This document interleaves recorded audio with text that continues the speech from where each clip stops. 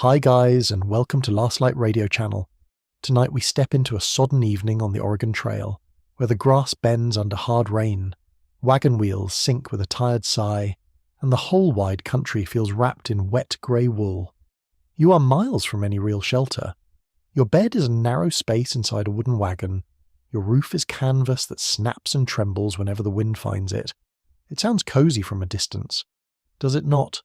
A little frontier adventure, a little noble hardship, perhaps a wholesome drizzle over a heroic journey west. Then the cold water starts slipping down the back of your neck, the oxen smell rises from the mud, and the romantic picture quietly packs its bags and leaves. So, before you settle into the story, take a moment to like the video and subscribe, and while you're getting comfortable, tell me your location and local time in the comments. Now, dim the lights, and let the trail swallow you whole as evening lowers itself over the prairie and you climb toward your swaying little world of wood, canvas, iron, and damp blankets. The wagon waits in the rain like a patient animal. Its white cover, already stained by weeks of dust and weather, glistens in the weak light. Water runs along the curved canvas and drips from the edges in steady lines.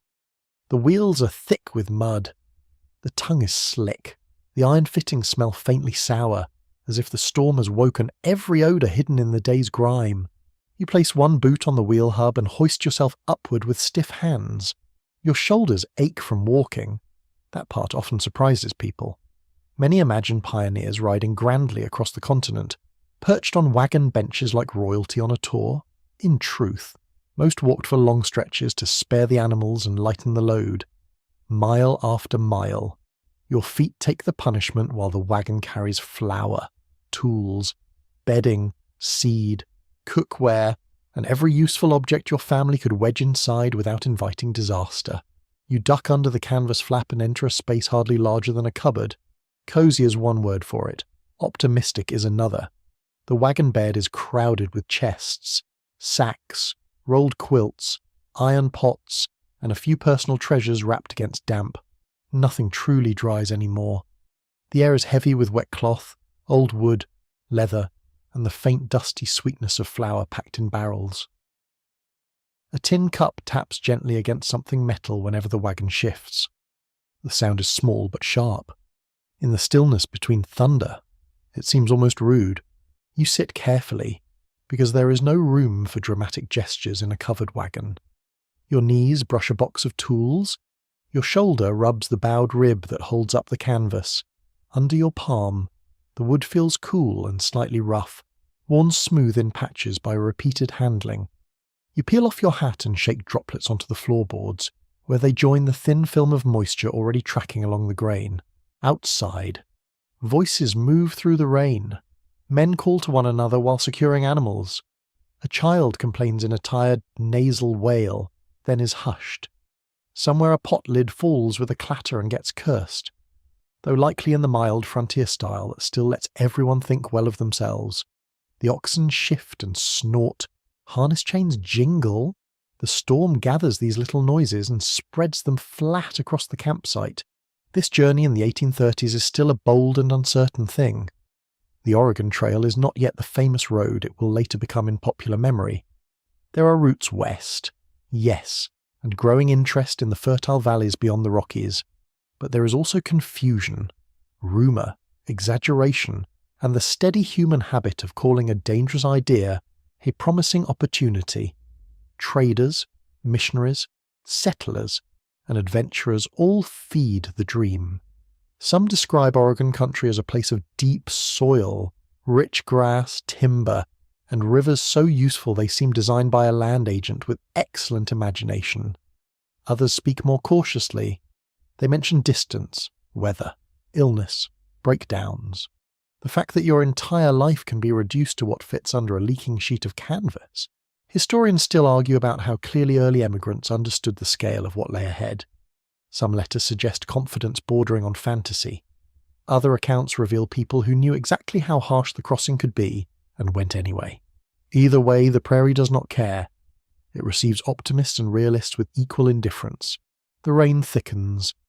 You hear it first as a quicker tapping, then as a merged and rushing hiss. It drums on the taut canvas above your head and runs in cold threads along the seams. You shift your bedding away from one darker patch overhead. This is frontier engineering at its finest. A bit of cloth, a bit of hope, a quiet prayer that the stitcher had steady hands. Most wagon covers were made from heavy linen or cotton canvas, sometimes treated with linseed oil or other substances to resist water. In theory, this helped. In practice, strong rain often discovered every weakness in the arrangement. A brand new cover might shed water decently. An older one, rubbed by wind and sun, had fewer noble ambitions. You are currently depending on fabric technology that can be defeated by persistence and weather, which is a humbling partnership. You reach for a folded quilt and spread it over a crate to make a narrow place to rest. The quilt smells faintly of smoke from earlier campfires. That scent is oddly comforting. Smoke means warmth, cooked food, human company, and some tiny claim against the wilderness. It clings to cloth for days. Tonight it competes with wet wool and animal musk, but it does not surrender. A flash of lightning glows through the canvas, turning the whole wagon pale for an instant. In that moment every object appears sharper. The black outline of a skillet, the edge of a wooden box, the rope loops hanging from a peg. Then darkness folds back over everything, softer and thicker than before. You draw your knees close and listen. Rain on canvas has a way of becoming a world. It is roof and wall and distance all at once. It tells you where you are by refusing to let you forget the thinness of your shelter. It makes the wagon feel both safe and fragile. You are dry enough for now. That phrase would have comforted generations. Dry enough, warm enough, fed enough. Not good, perhaps, but sufficient. The frontier often runs on the discipline of lowering one's standards without lowering one's determination. There is mud under your fingernails and a blister at your heel that rubbed raw sometime in the afternoon. When you remove your boots, the smell is immediate and unglamorous. Pioneer life had many virtues. Perfume was not among them. You rub your feet through damp stockings and feel the sting slowly ease. Skin, after a long day's march, can feel both numb and overaware. The boards beneath you vibrate faintly each time someone outside leans against the wagon. In popular imagination, the covered wagon becomes an icon almost immediately, a little white ship crossing a green sea. The image is tidy. The reality is more crowded. Families pack these vehicles with serious calculation. Extra weight could kill animals and slow progress, yet leaving useful items behind meant misery later. Some emigrants brought spinning wheels, chairs, books, even delicate keepsakes. Others learned quickly that sentiment weighs more than flour when a wheel breaks in deep mud. One often repeated piece of trail wisdom advised people to abandon luxuries before the plains forced the decision for them. And still, people carried odd things. A cast-iron stoveplate, seeds for a garden not yet seen, a violin. One traveller reportedly hauled a large collection of books west, determined that civilization should arrive with proper reading material even if the axle objected. You can almost admire that level of stubbornness. The prairie has always inspired unreasonable packing. A woman outside laughs suddenly, bright and brief, at something you cannot hear. The sound rises above the rain like a spark. It reminds you that camps were not only places of strain, but also of routine humanity.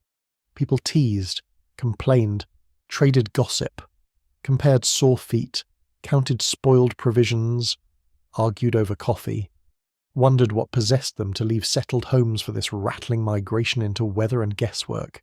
Your stomach is no longer empty, but it is never far from wanting more. Supper has been plain, perhaps bacon, perhaps beans, perhaps biscuits if the flour stayed dry enough, and someone found the energy to coax a fire through the damp. Food on the trail is both practical and repetitive. Fresh ingredients vanish early. Salted meat, flour, coffee, and simple staples become the rhythm of eating. Yet hunger is a capable editor. It improves many menus. You settle back against a chest and let the wagon rock, almost imperceptibly in the wind. There is a strange intimacy to this small space. Every object has a purpose. Every corner is negotiated. The trail strips life down to function, then slips emotion back into the gaps. a spoon from home, a Bible wrapped in cloth, a child's rag doll with one eye gone. These things carry more weight than the scale can measure. Another scholarly question lingers over journeys like yours. Researchers debate how far the early westering movement was driven by economic pressure and how far by cultural longing. Land mattered, certainly. Fertile soil promised independence, but there was also the lure of motion itself, of reinvention, of placing distance between yourself and old limitations. You hear this in surviving letters. People speak of opportunity, yes, but also of room, freshness, and beginning again. The continent becomes a stage for very old hopes. Thunder rolls at last, not violent but broad and heavy, as though the sky has decided to move furniture. The children in a nearby wagon quiet down. Rainwater splashes from one wheel, rut into another. You picture the campsite outside without needing to see it. Pools gathering beneath the wagons, men with hats pulled low, women wrapping shawls closer, animals standing with heads lowered, patient in the weather because patience is all anyone has left at day's end. The Oregon country itself looms in the imagination like a promise half seen through mist. In the 1830s, political control over the region remains unsettled between Britain and the United States, though ordinary migrants tend to think less about diplomacy than about grass, timber, rivers, and whether they will survive the road. Mission reports and trading accounts circulate back east. So do overheated tales. Good land becomes better in retelling. Mild weather becomes Eden. Distances shrink conveniently on paper. Someone always knows a man whose cousin reached the West with little trouble, which is useful because real experience rarely sounds inviting enough to recruit the next wagon. You draw a blanket around your shoulders. Its wool scratches your neck, but the warmth is worth the insult. Cold on the plains is sneaky. It seeps upward from wet ground, slips through cuffs, settles in your joints, and makes every task feel more personal than it should. Tonight the blanket carries the heat of your own body back to you slowly, and you accept this small kindness with gratitude. Near your elbow lies a little pouch of dried herbs tucked by someone practical or hopeful. Mint, perhaps. Sage, perhaps. You lift it and catch a faint green scent beneath the heavier smells of the wagon. For a second the air changes. It feels cleaner, almost domestic. People on the trail improvise comforts constantly. A pinned curtain for privacy. A favourite cup reserved from general camp use. A scrap of lavender saved in a trunk. These gestures did not conquer hardship. They merely told it that manners still mattered. The floorboards creak as you shift lower. There is no graceful way to sleep in such a vehicle. You fold yourself into the available shape and try not to think about how many miles remain before the Columbia, before the valleys, before any place can honestly be called a rival. Travel west is measured not only in distance but in attrition. Shoes wear thin, tempers wear thin, axles split, rivers delay, illness steals time. Even in good weather, the journey is labour in rain.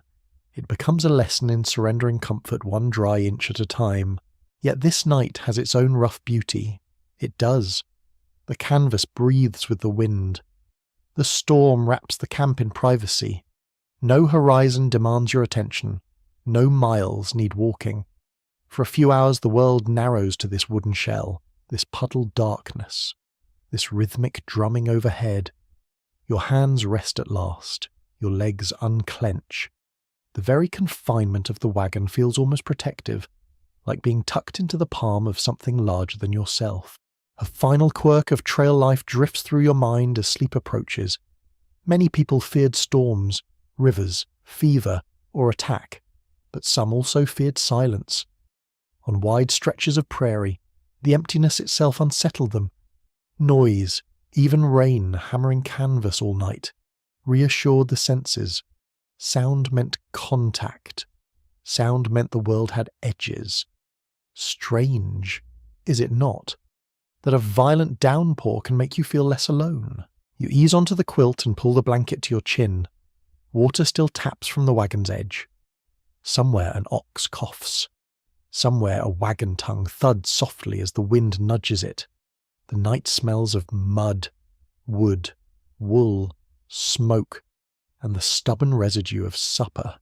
Your fingers finally warming, curl against the rough weave of the blanket. Your eyes close while the storm keeps speaking in 1,000 soft blows against the canvas above, and inside this cramped little ark on wheels, surrounded by flour sacks, tools, damp clothes, and all the fragile cargo of hope, you let the Oregon night carry you towards sleep. The wagon changes character once full darkness settles over the trail. In daylight, it is a vehicle, a burdened frame of hickory and iron, built to carry flour, bedding, and human ambition across land that has very little interest in helping. At night, under hard rain, it becomes a listening box. You lie still inside it and learn the language of strain. Every sound is a message.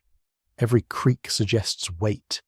Every flutter of canvas feels like a private negotiation between shelter and storm. The roof above you tightens and loosens with each gust. The fabric has its own breath now. It swells, then snaps back, as if the wind is trying to shake loose a weakness. You do not need to see the movement. You can feel it through the ribs of the wagon and through the boards under your shoulder.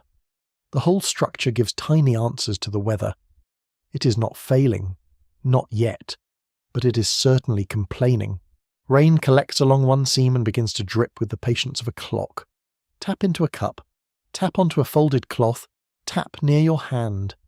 It is almost impressive how quickly water finds the exact spot you hoped it would miss. You slide a small sack aside and wedge a tin plate beneath the leak. The drip changes pitch immediately, sharper now, less like rain and more like a tiny metal verdict. Such adjustments fill a trail night. Nothing dramatic, nothing heroic, just constant repositioning. A blanket moved away from damp, a box tilted so water runs elsewhere, a boot lifted off the floor, a child tucked farther from the canvas wall. Comfort is not really achieved. It is managed. You learn that frontier rest depends less on peace than on creative compromise. The air inside the wagon grows warmer with your breath and colder with everything else. Damp warmth gathers near your face beneath the blanket, while a chill lingers around your feet and crawls through the floorboards. The smell deepens too. Wet canvas has a pungent, earthy scent, halfway between cloth and bark. The leather straps give off a sharper note. A crate of onions, packed somewhere beneath other goods, releases a sweet and slightly sour odour whenever the wagon shifts. Mixed together, it is not exactly pleasant, but it is intensely real. No one on the overland trail slept in a cloud of lavender and triumph. Outside, the storm keeps the camp awake in fragments. You hear a man moving around with determined stomps, then a muttered call to check the wheel chocks. Another voice answers from somewhere near the animals. A baby cries, then quiets into hiccuping breaths. From farther out comes the soft clank of a chain and the dull slosh of something heavy dragged through mud. Even in darkness, the work goes on. Wagons had to be watched in weather like this. Ground softened. Ruts deepened. Animals tugged loose ropes. A careless camp could wake to a broken tongue, a missing ox, or half its gear floating toward the nearest low spot.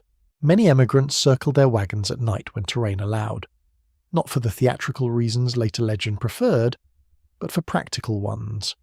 A loose arrangement could shelter animals, organize camp space, and offer some measure of order in exposed country. The famous image of a perfect wagon fortress belongs more to storytelling than everyday trail use. Real camps were shaped by mud, exhaustion, and whatever land happened to offer. If the ground sloped badly or brush stood thick, neat geometry surrendered quickly. The trail was not a parade ground. It was logistics in wet boots. A stronger gust presses the canvas inward until it brushes your sleeve. The touch is startlingly cold. You pull back on instinct, as though the night itself has reached in to greet you. Water shivers along the cloth, then runs down one side in a narrow stream. Somewhere above, a rope creaks against wood. You picture the knots straining, swollen by rain, holding because they must. Wagon covers were lashed tight over bent hickory bows, but weather and road wear worked on every fastening. A few loose inches could invite a draft. A split seam could ruin bedding, food, and temper all at once. This is the less romantic side of westward travel. Posters and speeches can praise courage all they like. Fine. Courage is present. So are pinched fingers, mildew, backache, and the constant fear that your necessities are becoming pulp one storm at a time. A barrel of flour was not just food, it was weeks of meals. A wet quilt was not just inconvenience, it was warmth gone unreliable. On the trail, objects rarely stayed ordinary. Need gave each one sharper meaning. You shift to ease a cramp in your leg and knock against a wooden chest. It answers with a hollow thunk. Inside are clothes, wrapped and folded as carefully as space allowed, perhaps along with a keepsake or two that no one could bear to leave behind. Families often packed with surprising tenderness, even when weight demanded brutality. A best shawl, a family Bible, letters tied with ribbon, a silver spoon tucked in a stocking. Scholars studying emigrant inventories sometimes find this mix striking. People going into enormous uncertainty still guarded tokens of refinement, memory, and identity. You may be heading into raw country, but you refuse to arrive there as a complete stranger to yourself. The rain changes again. It is heavier now, less a drumming than a pouring pressure. Water runs from the wagon in sheets. The noise flattens distance until the whole camp feels very near and very far at once. You cannot tell whether the nearest voice is 10 paces away or 30. The storm folds everything into one wet curtain.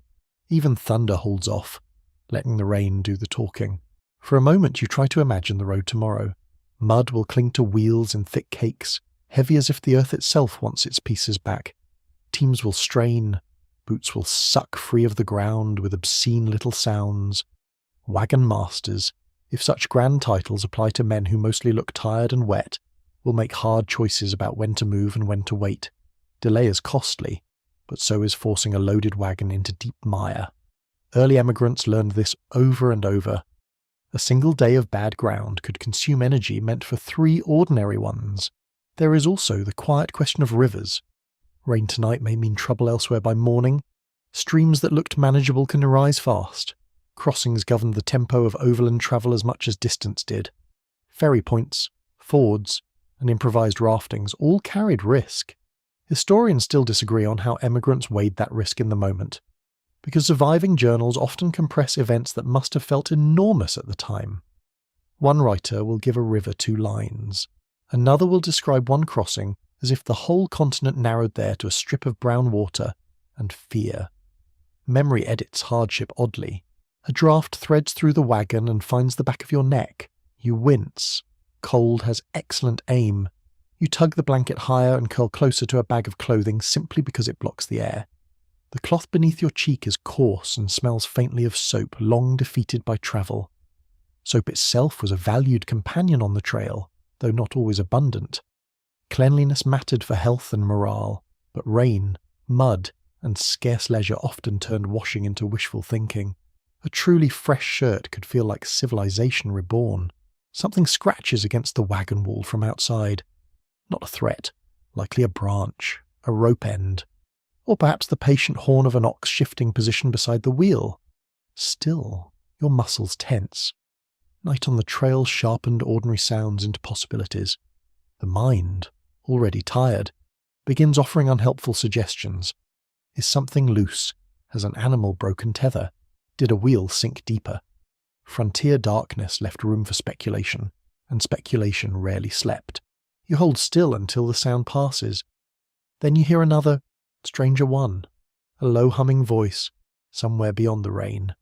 It might be a mother soothing a child, or someone singing under their breath while checking gear. The tune is too blurred to name, but its steadiness is comforting. Music travelled west easily because it required so little equipment and served so many needs. A fiddle, a hymn, a remembered ballad. Even a few hummed phrases could patch the spirit where shelter and supper failed. People sang on trails, on rivers, in camps, and in cabins, partly because they enjoyed it, and partly because silence left too much room for worry. A small movement near your elbow catches your attention. Not a mouse, though wagons certainly invited them when grain was present. It is only the loose end of a strap sliding over a box as the wagon rocks. You release the breath you had not meant to hold. Mice did travel with emigrants more often than anyone preferred. So did fleas, lice, and other less celebrated companions of human migration. Frontier stories love noble endurance. They mention vermin less often, which is very considerate of them and highly unrealistic. You rub your hands together for warmth. The skin across your knuckles feels dry despite the damp everywhere else. Tiny cracks sting when your fingers bend. Work, weather, and rough handling turned many trail hands raw. Grease, tallow, or simple salves might help if available, though such luxuries competed with more pressing needs. By this stage of a journey, bodies had begun to adapt and deteriorate at the same time.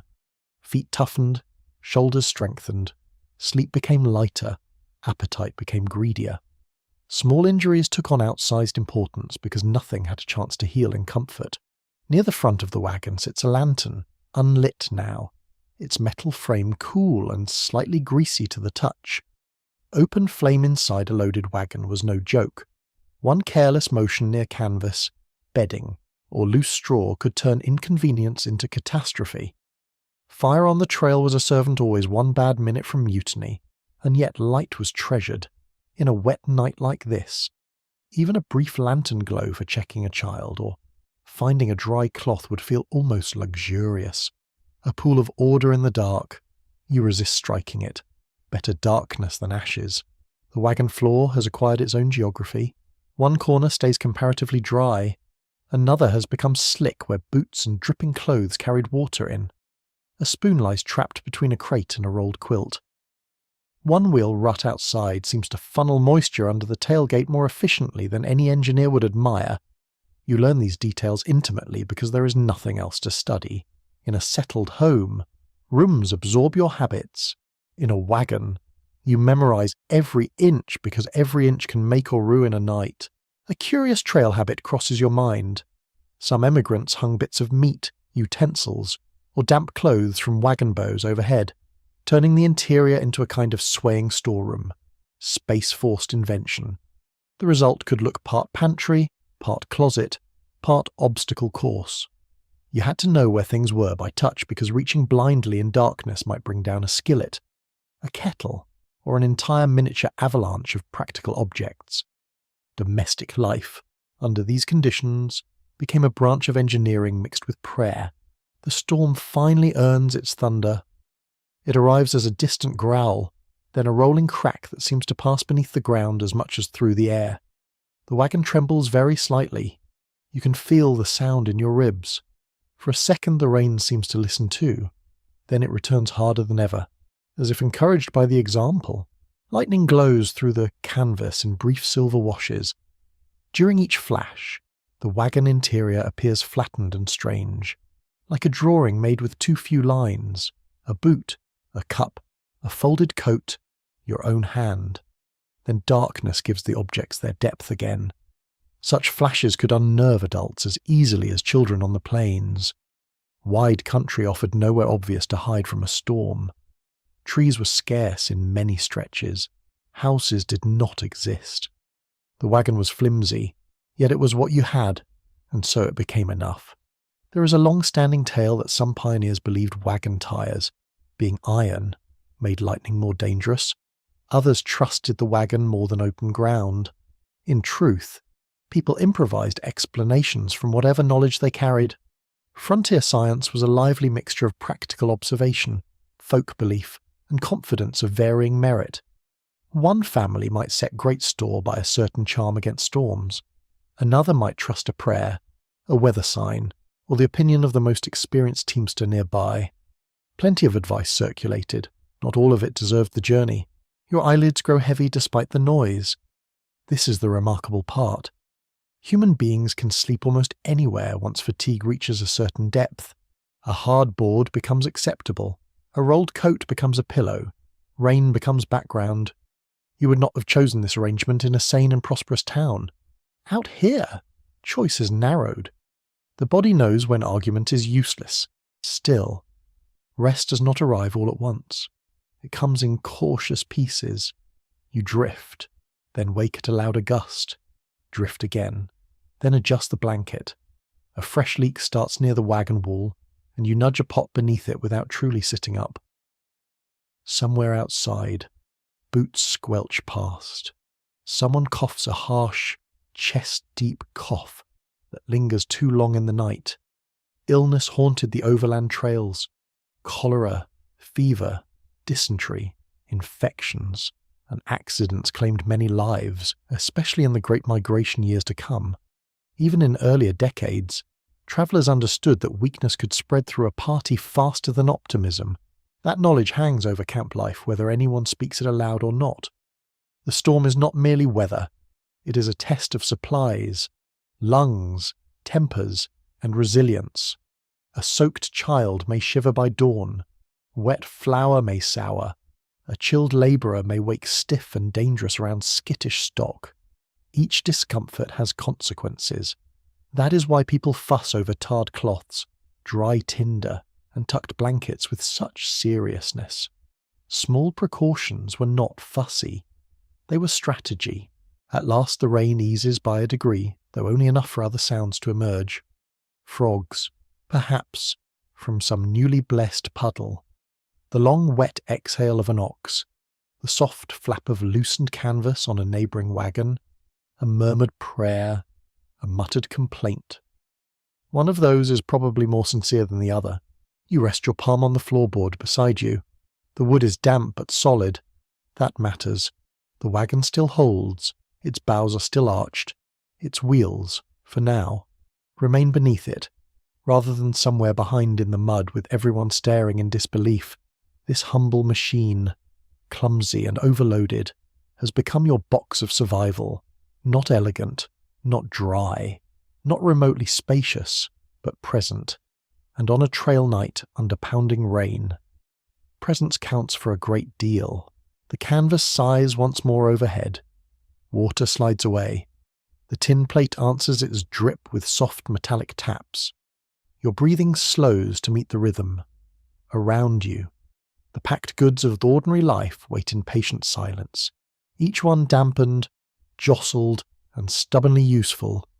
You sink lower into the blanket, no more comfortable than before, but more resigned, and perhaps that is the frontier version of peace. By the middle of the night, the wagon can no longer keep the camp at a polite distance. The rain has dragged everything closer. Sound presses through the canvas in layers, and each layer carries its own little drama. You hear hooves shifting in wet grass, harness rings clicking, a wheel settling deeper into softened ground, and the uneasy snort of animals who dislike darkness almost as much as people do. The storm has turned the trail into a muddy commons where nothing stays neatly in its place. You lift the edge of the canvas flap just enough to peer outside. Cold air slips in at once, damp and sharp, carrying the smell of churned earth, wet hide, trampled sage, and wood smoke that never quite became a proper fire. The night looks blurred, as if the whole world has been wiped with a soaked rag. Lantern light glows weakly through rain from two nearby wagons, making halos in the mist. Beyond them, shapes move in fragments. A man bending at a wheel, a woman holding a shawl tight over her hair, a mule tossing its head with offended dignity, which is the closest a mule ever comes to humility. Mud shines everywhere. It has swallowed the cheerful brown of the trail and replaced it with a dark, sticky black that clings to boots and wheels like a personal grudge. In dry weather, the road could be dusty enough to coat your teeth. Tonight it looks like a ribbon of pudding stretched across the plain. A deep rut near the wagon tongue is filled with water, and each drop that lands in it sends up a silver tremor. The ground seems less like land than like a decision still being made. Two men are working near the team. Their hats are pulled low, their sleeves are soaked to the elbow. One speaks in that deliberate quiet used by people who are trying not to let irritation become public property. The other answers with a short laugh that sounds tired rather than amused. They're checking the animals, tightening something, loosening something else, testing knots with cold fingers. On nights like this, beasts needed as much watching as children. Oxen could endure astonishing hardship, which is why emigrants prized them so highly. But even oxen had limits. Mules were quicker and often cleverer, though sometimes so clever that they reserved the right to refuse cooperation.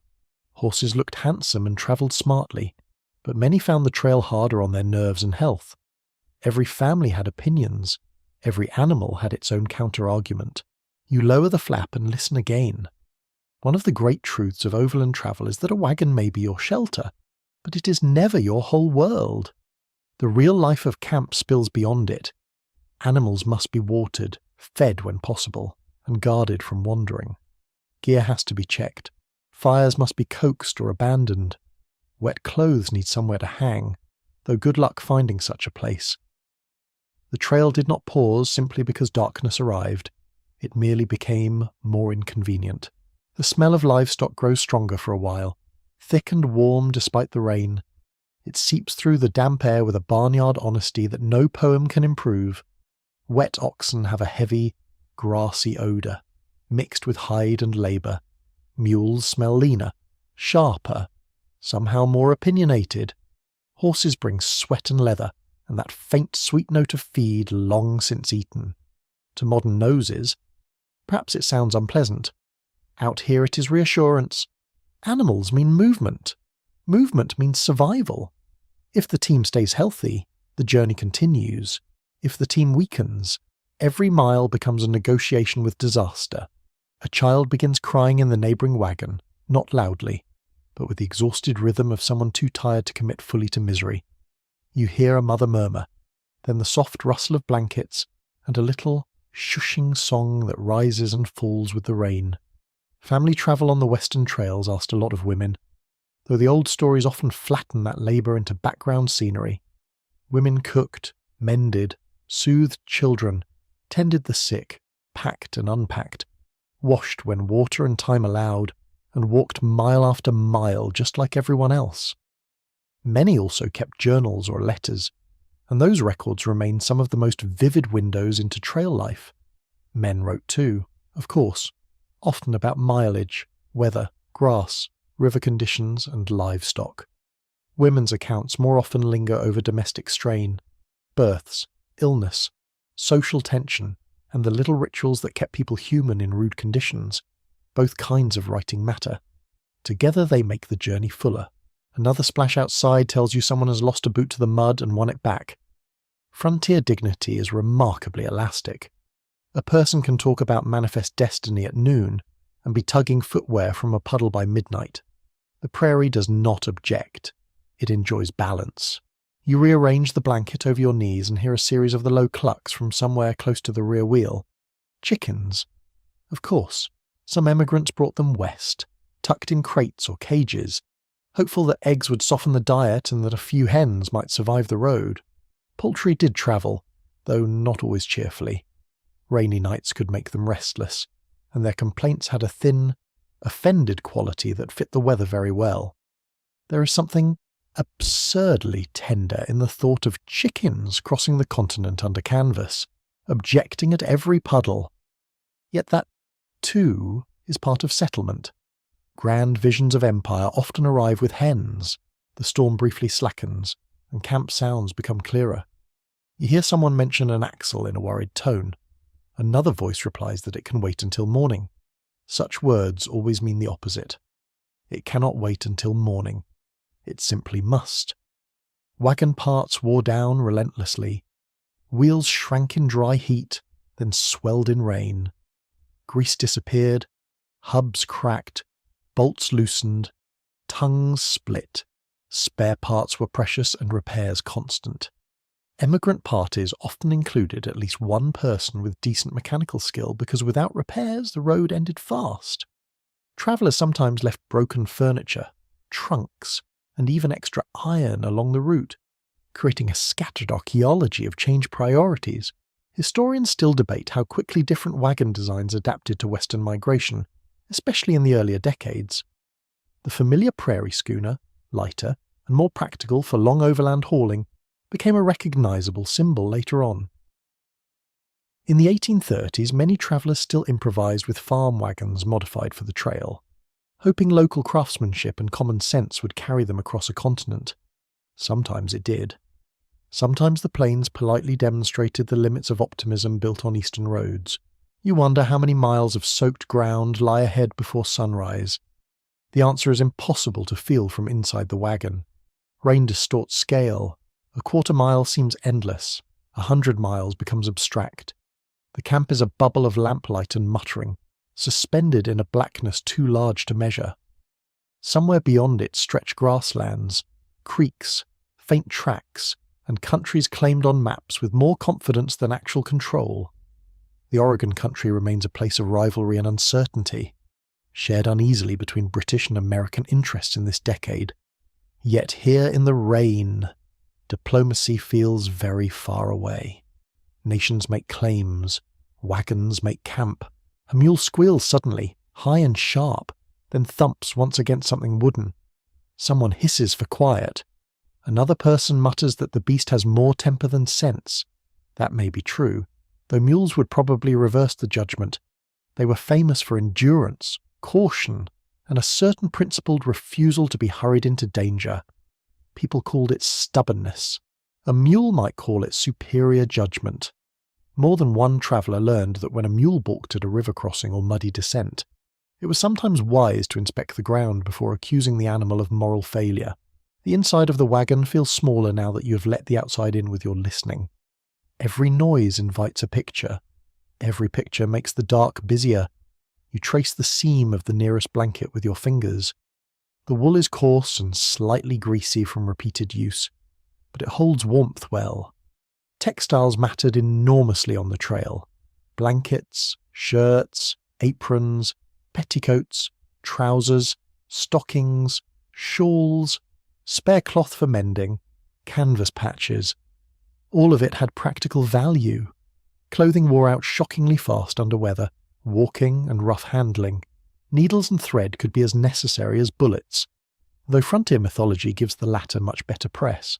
A faint smell of coffee reaches you and seems almost magical.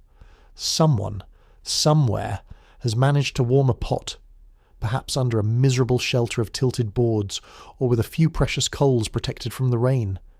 Coffee on the trail was not just a drink. It was morale in liquid form, bitter, smoky, sometimes weak enough to insult the bean from which it came, yet treasured all the same.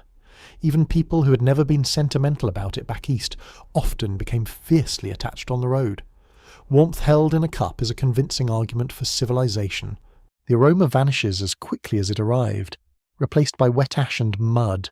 Still, it leaves behind a sensation almost as good as taste. You imagine hands wrapped around a tin cup, steam on a face, the tiny luxury of swallowing heat. It is enough to make your own mouth water.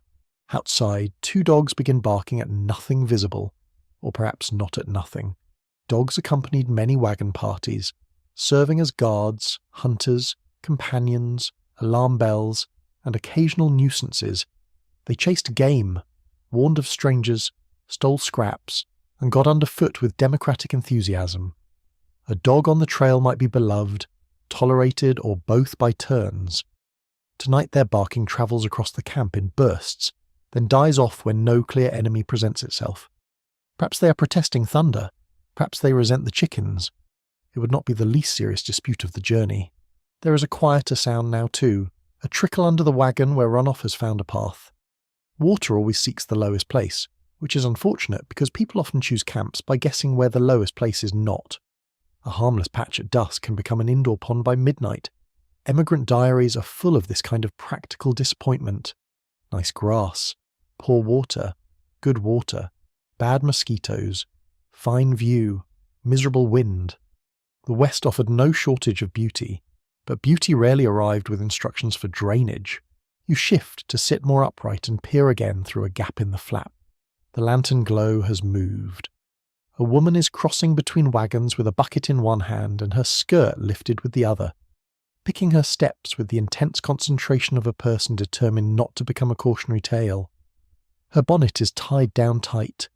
Rain beads on the fabric and slides from the brim. She disappears into the dark, then returns with less in the bucket than she started with, which feels right. Some losses are simply due to weather and gravity. No one records them, yet they are part of the cost. A curious tidbit from trail life comes to mind. Some emigrants, especially children, amused themselves by collecting strange stones, bits of petrified wood, feathers, or animal bones along the route, only to be told later that the wagon could not support a private museum. The plains and mountains tempted people to gather souvenirs even while the journey punished extra weight. It is an oddly human contradiction. You cross half a continent, and what you really want is that interesting rock. The rain softens into a steadier fall. Less dramatic now, more patient. In its calmer rhythm, you can hear the chewing of animals. That slow grinding, dull and deliberate, has a peaceful quality. Beasts at rest, or as close to it as tethering allows, there is comfort in their persistence. Oxen, especially, had a reputation for steadiness that bordered on moral instruction. They were not fast, they were not elegant, but they kept going.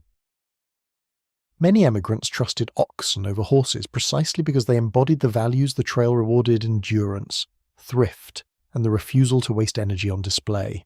Some scholars question how much emigrants romanticize these animals in retrospect. Accounts written later often turn faithful teams into near heroes, while records kept during the journey reveal more complicated feelings, especially when beasts slowed, strayed, or died. Affection and frustration lived side by side. A team might be praised at supper and insulted at dawn. Still, dependence creates intimacy.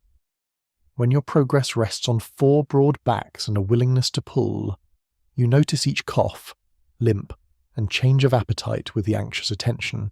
A breeze slips through again, gentler this time, and brings the smell of crushed grass beneath the mud.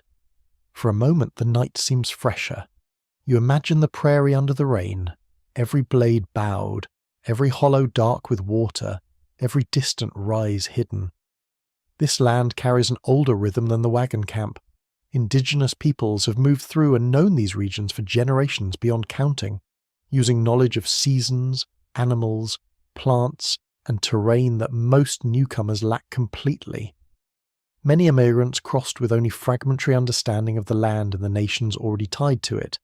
Some traded successfully, some feared blindly, and some blundered through with that astonishing settler confidence which mistakes ignorance for destiny. The flap falls shut again, and you settle back into darkness. Around you, the camp continues its wet business. A cough, a murmur, a harness ring. The low complaint of a chicken, the dignified chewing of an ox, the stubborn sigh of a mule. All of it enters the wagon and gathers there with you, until the whole night feels shared, close, and unavoidable. You pull the blanket higher and rest your head against a sack that smells faintly of meal and canvas dust. Sleep still lingers just beyond reach, but the camp has given you its company, in the rain. No one is truly alone. Everyone leaks together. Everyone listens. Everyone waits for the dark to loosen its grip on the trail. The rain does not stop for supper. It merely changes its manners. Instead of hammering the canvas as if insulted by your existence, it settles into a steady falling hush, thick enough to blur the camp and thin enough to tempt people back toward ordinary tasks. That is how evening meals happen on the trail. Not because conditions become good, but because hunger refuses to wait for elegance. Somewhere beyond the wagon, a lantern is lit, then another. Their glow turns the rain into strings of gold, and the muddy camp briefly looks almost ceremonial, as though everyone has dressed for a banquet hosted by discomfort. You ease yourself toward the wagon opening and slip down carefully, one foot searching for stable ground and finding only mud with ambition. It clings to your boot at once, pulling with a wet, obscene sound that would be funny if it were not also immediate. The chill travels up through the soles of your feet. Rain dots your face. The night smells richer outside than within. All wet grass, damp wood, smoke, livestock, and the sharp metallic tang of soaked iron. The world feels rinsed raw. A low fire has been persuaded into existence beneath a rough shelter of angled boards and canvas. It does not blaze so much as argue. Thin smoke drifts sideways, then downward, then up again when the breeze relents.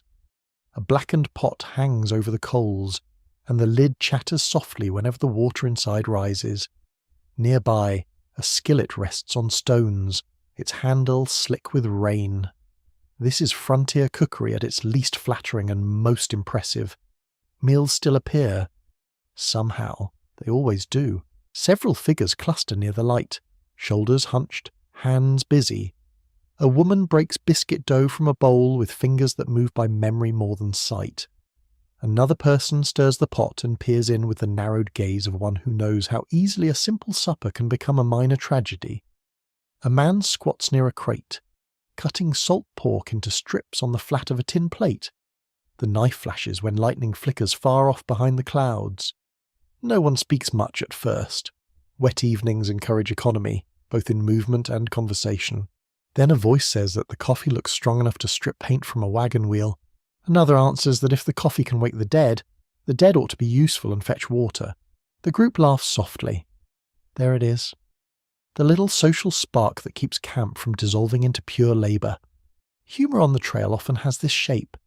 Dry, tired, slightly accusatory. Delivered by people who have been uncomfortable for hours and plan to continue being uncomfortable with some dignity intact. You hold out a tin cup and someone pours. The liquid is dark, hot, and smells better than any expensive perfume ever bottled. Steam rises past your face and fogs the rain for an instant. You wrap both hands around the cup and feel the heat work slowly into your fingers. That sensation alone nearly counts as a meal. When you drink, the coffee is bitter and smoky, likely boiled too long and measured with hope rather than precision. But none of that matters. It lands in your stomach like a small promise. Food on the overland trail was practical above all. Flour, bacon, beans, rice, coffee, dried fruit when one was lucky, perhaps cornmeal, perhaps hard bread, perhaps a little molasses or sugar guarded like treasure. Fresh food, unless hunted, traded, or carefully packed, disappeared early. By the 1830s, emigrants preparing for long western journeys were already receiving advice on provisioning, though the quality of that advice varied wildly. Some list was sensible, some read as if a person expected to set up a complete household on the move with pie tins, extra crockery, and half the pantry. The trail corrected fantasies briskly. Tonight's meal is plain but welcome. A ladle of beans goes into your tin. Bacon follows, salty and shining in the lantern light. A biscuit, slightly lopsided and browned unevenly, lands in your palm with all the value of a jewel. There may be a bit of onion somewhere in the pot, enough to sweeten the smell and make everyone feel briefly civilized. The scent rising from the food is humble and magnificent at once. Smoke, grease, hot flour, salt. It reaches deeper than appetite. It touches relief. You crouch on an upturned crate beneath the shelter edge, careful to keep your cup steady while rain taps the brim of your hat. The biscuit is hot enough to sting your fingers. When you break it open, steam escapes into the night. The inside is dense and a little gummy from the damp air, but good. Very good. Hunger is a persuasive editor, but even allowing for that, a warm biscuit in wet weather deserves respect. Across from you, one of the older women has draped an apron over her lap to shield the bowl from stray drops. She works with calm precision, scraping, folding, wiping the spoon clean with a practiced twist. Domestic skill on the trail often carried a kind of quiet authority. A person who could keep supper appearing through wind, mud, spoiled fuel, and impatient company became important in ways no public speech could match. Meals measured morale. A hot drink, a cooked ration, a familiar taste from home. These things could steady tempers faster than any sermon. The lantern hanging from a wagon bow throws a soft amber circle across faces, hands, and steam. Outside that circle, the camp fades into darkness and rain. Inside it, details sharpen, wet hair escaping a bonnet, mud spattered on trouser cuffs, the worn wood grain of a spoon handle, a child asleep against a parent's shoulder, head tipped back, mouth slightly open. Lantern light was never abundant, yet it made every camp meal feel like a gathered act, a small island of shared life held against the dark. Someone passes a jar with a careful warning not to be greedy. It holds preserves, perhaps a little apple butter or plum jam, saved and rationed with almost ceremonial seriousness. A smear of sweetness on a biscuit can transform the whole evening. Luxury on the trail often came in absurdly modest quantities. one extra spoon of sugar, a pinch of dried apple, a scrap of cheese not yet gone oily. Such things acquired emotional force because they connected people to kitchens, orchards, and settled rooms far beyond the rain. Historians still debate how much trail cooking preserved regional food habits, and how much it flattened them into sheer necessity. Diaries and letters suggest both. People tried to hold on to familiar ways of eating where possible, especially through bread, coffee habits, or small seasonings packed from home. Yet distance and scarcity made many tables resemble one another. Necessity is a ruthless chef. It trims variety quickly. The bacon crackles as another strip hits the skillet. Fat spits. Smoke curls low under the shelter before escaping sideways into the rain. Your clothes catch the smell immediately. By morning your blanket will likely smell of it too, and that seems right. Smoke is the perfume of persistence. It marks every useful object, every meal, every hand that tends a fire in poor weather. A boy beside the fire is tasked with feeding it slowly, which gives him the grave expression of a child entrusted with national defence. He pushes in a damp stick, watches it sulk, then nudges a coal with a split branch until the flames revive. Children on the trail were not merely passengers in small shoes. They fetched water, gathered chips or brush, minded younger siblings, helped with animals, and learned very quickly how much work lived inside adult routines. Some accounts from emigrant families make children sound resilient and adventurous. Others reveal boredom, fear, illness, and exhaustion. Both are true. Childhood did not disappear on the frontier. It simply got muddier. A curious little tidbit survives from various trail recollections. People sometimes used biscuit dough or scraps of meal to fashion makeshift treats for children. Little twisted bits cooked on sticks or flattened cakes browned at the edge of the fire.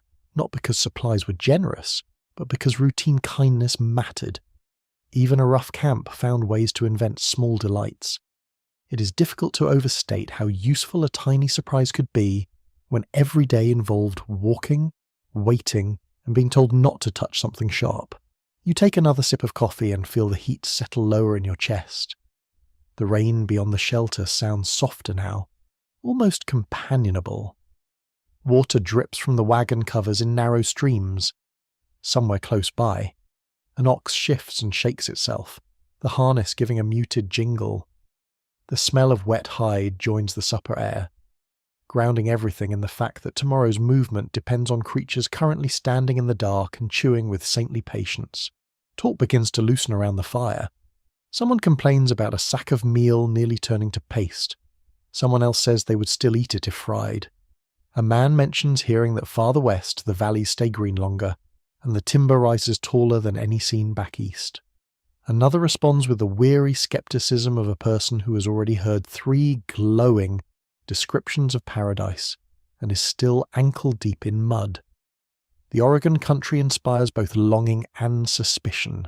Reports of rich soil, ample rainfall, and mild conditions circulate widely, especially among missionaries, traders, and land-hungry families. Yet tales grow in transit. A good meadow becomes a miraculous basin. One successful crop becomes a kingdom of endless abundance. Around a rainy fire, people weigh such stories against the evidence currently soaking their socks. The light catches a woman's wedding ring as she reaches for the pot. Just that, one brief gleam. It reminds you how many lives are condensed here under the weather. Marriage, births, debts, hopes, quarrels, private griefs, treasured heirlooms, half-remembered recipes, all of it bundled into wagons and brought west on creaking wheels. Migration always sounds larger in public language than in actual practice. Nations expand, newspapers declare, maps fill in. In reality, somebody still has to stir beans while rain drips off the shelter. You finish the biscuit slowly to make it last. The edges are firmer than the middle, and a little grit from hurried mixing crunches between your teeth. No matter. It is warm. Your hands have stopped aching. Your shoulders have lowered by an inch. Sometimes comfort is not softness, but heat and salt in the right moment. One of the men near the edge of the shelter opens a small pouch and adds a pinch of pepper to his portion, with almost religious concentration. Spice on the trail could feel wonderfully extravagant. Pepper, mustard, dried herbs, vinegar, all were useful when available, though many emigrants had to ration such things carefully. The difference between plain beans and seasoned beans is not merely flavour, it is morale wearing seasoning as a disguise. Lantern shadows sway over the wagon wheels and puddles. The rain makes the dark beyond seem even darker, yet the little supper circle persists. Faces brighten, then fade as people lean in and out of the light. A child wakes just enough to accept a softened piece of biscuit, then drifts back asleep. Someone wipes a spoon on a cloth already too dirty to improve it. Another person tips the pot and scrapes the last thick spoonful from the bottom. Waste was frowned upon, not from abstract virtue but from arithmetic. Provisions had to last. Scholars also puzzle over the social life of wagon companies during the early westward migrations. Some parties were close-knit from the start, made up of kin or neighbours who knew one another well. Others were assembled from looser acquaintances or joined on the road out of convenience. Supper could expose these differences beautifully. A harmonious company turned shared labour into a kind of rhythm. A tense one seasoned every meal with suspicion, who used too much flour, who shirked wood gathering, who fed their children first, who forgot to clean the pot. Such matters could become larger than theology under repeated stress. Tonight this little group seemed steady enough, tired, soaked, slightly sarcastic, but steady. The sort of camp that does not mistake suffering for nobility, and therefore has a better chance of surviving it. The pot is finally lifted away from the coals. Someone caps the coffee with clear regret. Cups are turned upside down on a crate. Grease is wiped from the skillet as well as conditions permit. The fire is fed one last time, not for cooking now, but for company. You sit in the lantern glow a few moments longer, letting your palms absorb the last heat from the cup. Rain ticks softly on the shelter above. The camp smells of bacon, fat, wet wool, mud, smoke, and simple human persistence. There is no grand speech, no dramatic moment of frontier unity, just people eating what they have, under a leaking roof of improvisation, while the Oregon night keeps falling around them. Yet the plainness of it makes the scene almost tender. A hot drink passed hand to hand, a biscuit broken open in the dark, lantern light on tired faces. These are small routines. Yes, but small routines can feel luxurious when everything else is uncertain. You rise at last, feeling the pleasant heaviness of food settle through you. The mud grips your boots again as you return to the wagon. Behind you, the lantern still glows, and the smell of supper lingers in the rain like a memory made of warmth, salt, and smoke. Sleep does not arrive cleanly after a meal like that. It hovers, then slips away, then circles back with slower wings. Your body is tired enough to rest, yet your mind remains awake, warmed by coffee, stirred by rain, and far too aware of the narrow boards beneath you. The wagon has gone dim again. The lantern glow outside is gone or hidden, and only the faint grey pulse of distant lightning occasionally turns the canvas into a pale shell. In the darkness, thought begins to stretch. That is often when the trail becomes most honest. Daytime keeps you busy with motion, feet, wheels, animals, water, firewood, meals, repairs, arguments too practical to become philosophical. But at night, with rain sealing the camp inside its own small weather, the larger truth of the journey has room to sit beside you. It is not a grand painting of brave settlers marching into destiny. It is a long test of supplies, judgment, patience, luck, and physical endurance. A hopeful family can become a weary one very quickly when the road turns difficult. A cheerful company can sour after a few bad camps, one broken axle, and a week of muddy miles. Many people back east imagined Western travel through the language of promise. Cheap land, open room, better chances, healthier air, fewer old entanglements. Those hopes were not invented out of nothing. Good land did exist. New beginnings were possible. Some emigrants did build prosperous lives in the far west. But between the promise and the place lay an overland reality that cared little for dreams stated too confidently. Roads vanished. Rivers rose. Livestock weakened. Illness spread. Rations dwindled with a kind of quiet arithmetic that never took a holiday. The wagon feels still now, though not truly still. It shifts in tiny responses to wind and settling mud. A box presses against your calf, somewhere near your shoulder. A spoon gives a soft metallic click each time the canvas twitches. The air smells of damp flour, wet wool, smoke caught in cloth, and the faint lingering salt of bacon grease. These are not the smells of failure. They are the smells of survival in progress. But survival and comfort are not the same thing, and the trail often demands that you learn the difference.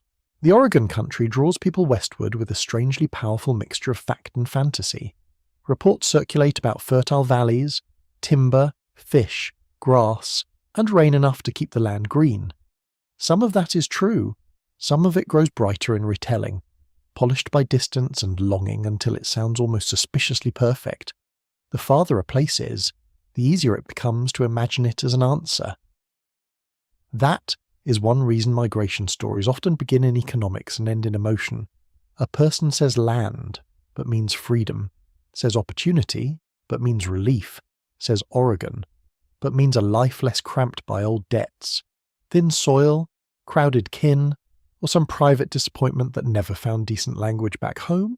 Historians still argue about how much early Western migration should be understood as necessity and how much as aspiration.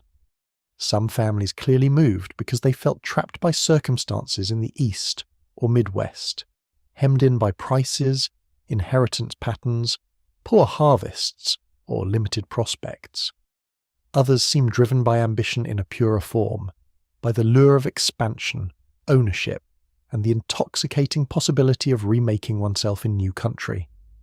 Most were probably some blend of both. Human motives travel in bundles. Rarely does one reason go west alone. Rain moves along the canvas in long sliding threads. You hear it gather and release at the edge, then drop into mud with a soft, repetitive patter. The sound is almost hypnotic now. It gives your thoughts a steady pace. You begin to picture the miles already behind you, not as a neat line on a map, but as a series of campgrounds, creek crossings, aching mornings, and ordinary mishaps. The trail is made of moments more than milestones. A snapped strap, a sour sack of meal, a child with fever, a good spring, a day of level ground, a storm like this. People later speak of the journey in broad strokes because broad strokes sound noble. Yet what really fills the days are details. One of the harsher truths is that many emigrants had only a partial understanding of what they were attempting. Advice books, newspaper notices, military reports, traders' tales, letters from earlier travellers, and plain old rumour all contributed to a noisy information market. Some guidance was excellent. Much of it was incomplete. Distances were guessed badly. Climate was simplified. Risks were softened. Supplies were recommended by people who had never tried to haul them across a season of mud and dust. More than one family left with equipment chosen in confidence and abandoned it later in irritation. You can almost hear those abandoned objects along the road if you think about it too long. Broken chairs, heavy trunks, crates of books, fancy cookware, extra clothes, spare notions that seemed essential in a settled house and ridiculous after weeks of axle groaning. The overland road became its own ruthless editor, trimming away what people thought they could not live without. There is something almost philosophical in that. The trail asks, again and again, what counts as necessary. Your answers change under pressure. A curious story from the overland world survives in several forms. Some emigrants carried cast iron stoves or pieces of them for far longer than reason recommended, unwilling to part with the comforts of a real household. Only after repeated struggle with weight, mud, and animal fatigue did they finally leave them behind. The image is wonderful. Civilization clanking west until the plains politely suggest a lighter arrangement. You draw the blanket closer under your chin. Its rough nap scratches your skin, but the warmth is precious. Blankets on the trail were not merely bedding, they were insulation, privacy screens, picnic cloths, makeshift bandages, baby wraps, weather protection, and social dignity folded in wool. A wet blanket was a problem. A dry one was nearly a blessing. In a wagon at night, the quality of your blanket may matter more than the quality of your opinions. Outside, a low cough rolls through the dark, then another, not violent, not constant. Still, it catches your attention because illness always lives near the edge of trail life.